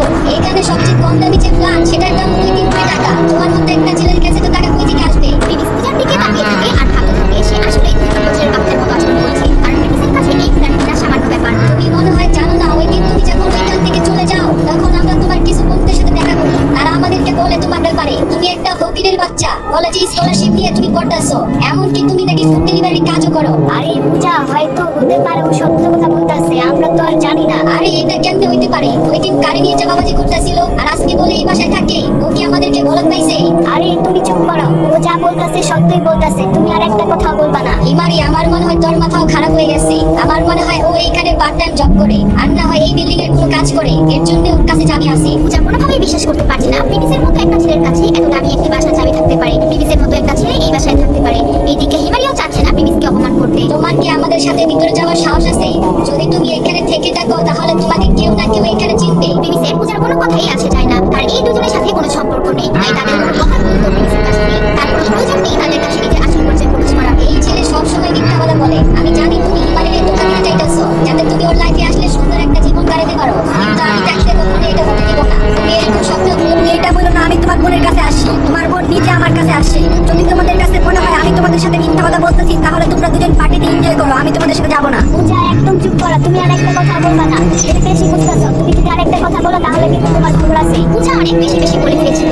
হিমারি দেখছিল পূজা প্রিমিসকে যেমন ছেলে ভাবছে, আসলে প্রিমিস সেরকম ছেলে না। প্রিমিস, তুমি ওর কথায় কিছু মনে করো না, আসলে ও আমার ভালো একটা বন্ধু, এর জন্য আমার জন্য চিন্তা করে। তুমি চলো আমাদের সাথে, মনে হয় পার্টি অলরেডি শুরু হয়ে গেছে। এরপর তারা তিনজন সেই বিল্ডিং এর ভিতর ঢুকে পড়ে। ভিতরে অনেক সুন্দর সুন্দর জায়গা ছিল, কিন্তু প্রিমিস এখানে ডেইলি আসে, এর জন্য তার কাছে আহামরি কিছু মনে হচ্ছে না। কিন্তু হিমারি ও পূজার মন পড়ে যায়। কিছুক্ষণ পর তারা দুইজন অনেক সুন্দর একটি ফ্ল্যাট দেখতে পায়, আর এটা দেখতে অনেকটা রাজমহলের মতো ছিল। এই ফ্ল্যাটের দাম 1 কোটি টাকা। আমি শুনছি এটা কোনো 20-22 বছরের ছেলে কিনছি। মনে হচ্ছে ওই ছেলের কাছে অনেক টাকা আছে। আর আমি এখানে স্টাফদের কাছে শুনছি এই ছেলে নাকি এটা 1 মাস আগে কিনছে, আর ওর নাকি এখন এই বাসায় উঠে নাই। হতে পারে ওর কাছে এর চেয়ে দামি কোনো বাড়িও আছে। প্রিমিস পূজার কথা শুনে মনে মনে হাসতে থাকে। পূজা মনে করে প্রিমিস তার কথা শুনে হাসছে। প্রিমিস কোনো রকমের হাসি আটকায়, কিন্তু এটা দেখে পূজা আর চুপ থাকতে পারে না। আচ্ছা, তুমি বলতেছিলে না এখানে তোমার বাসা আছে? তো বলো তোমার ফ্ল্যাট কোনটা, দেখাও আমাদেরকে, আমরাও দেখতে চাই। প্রিমিস তার কথার কোনো জবাব দেয় না, কিন্তু সে ওই প্রিমিয়াম রাজমহলের মতো ফ্ল্যাটের দিকে তাকায়। সেটা দেখে পূজা মনে করে প্রিমিস সেই ফ্ল্যাটের কথাই বলছে। ওইদিকে কি দেখতেছো? তুমি তো এই ফ্ল্যাট তোমার চিনতেই তো দিতে পারবা না।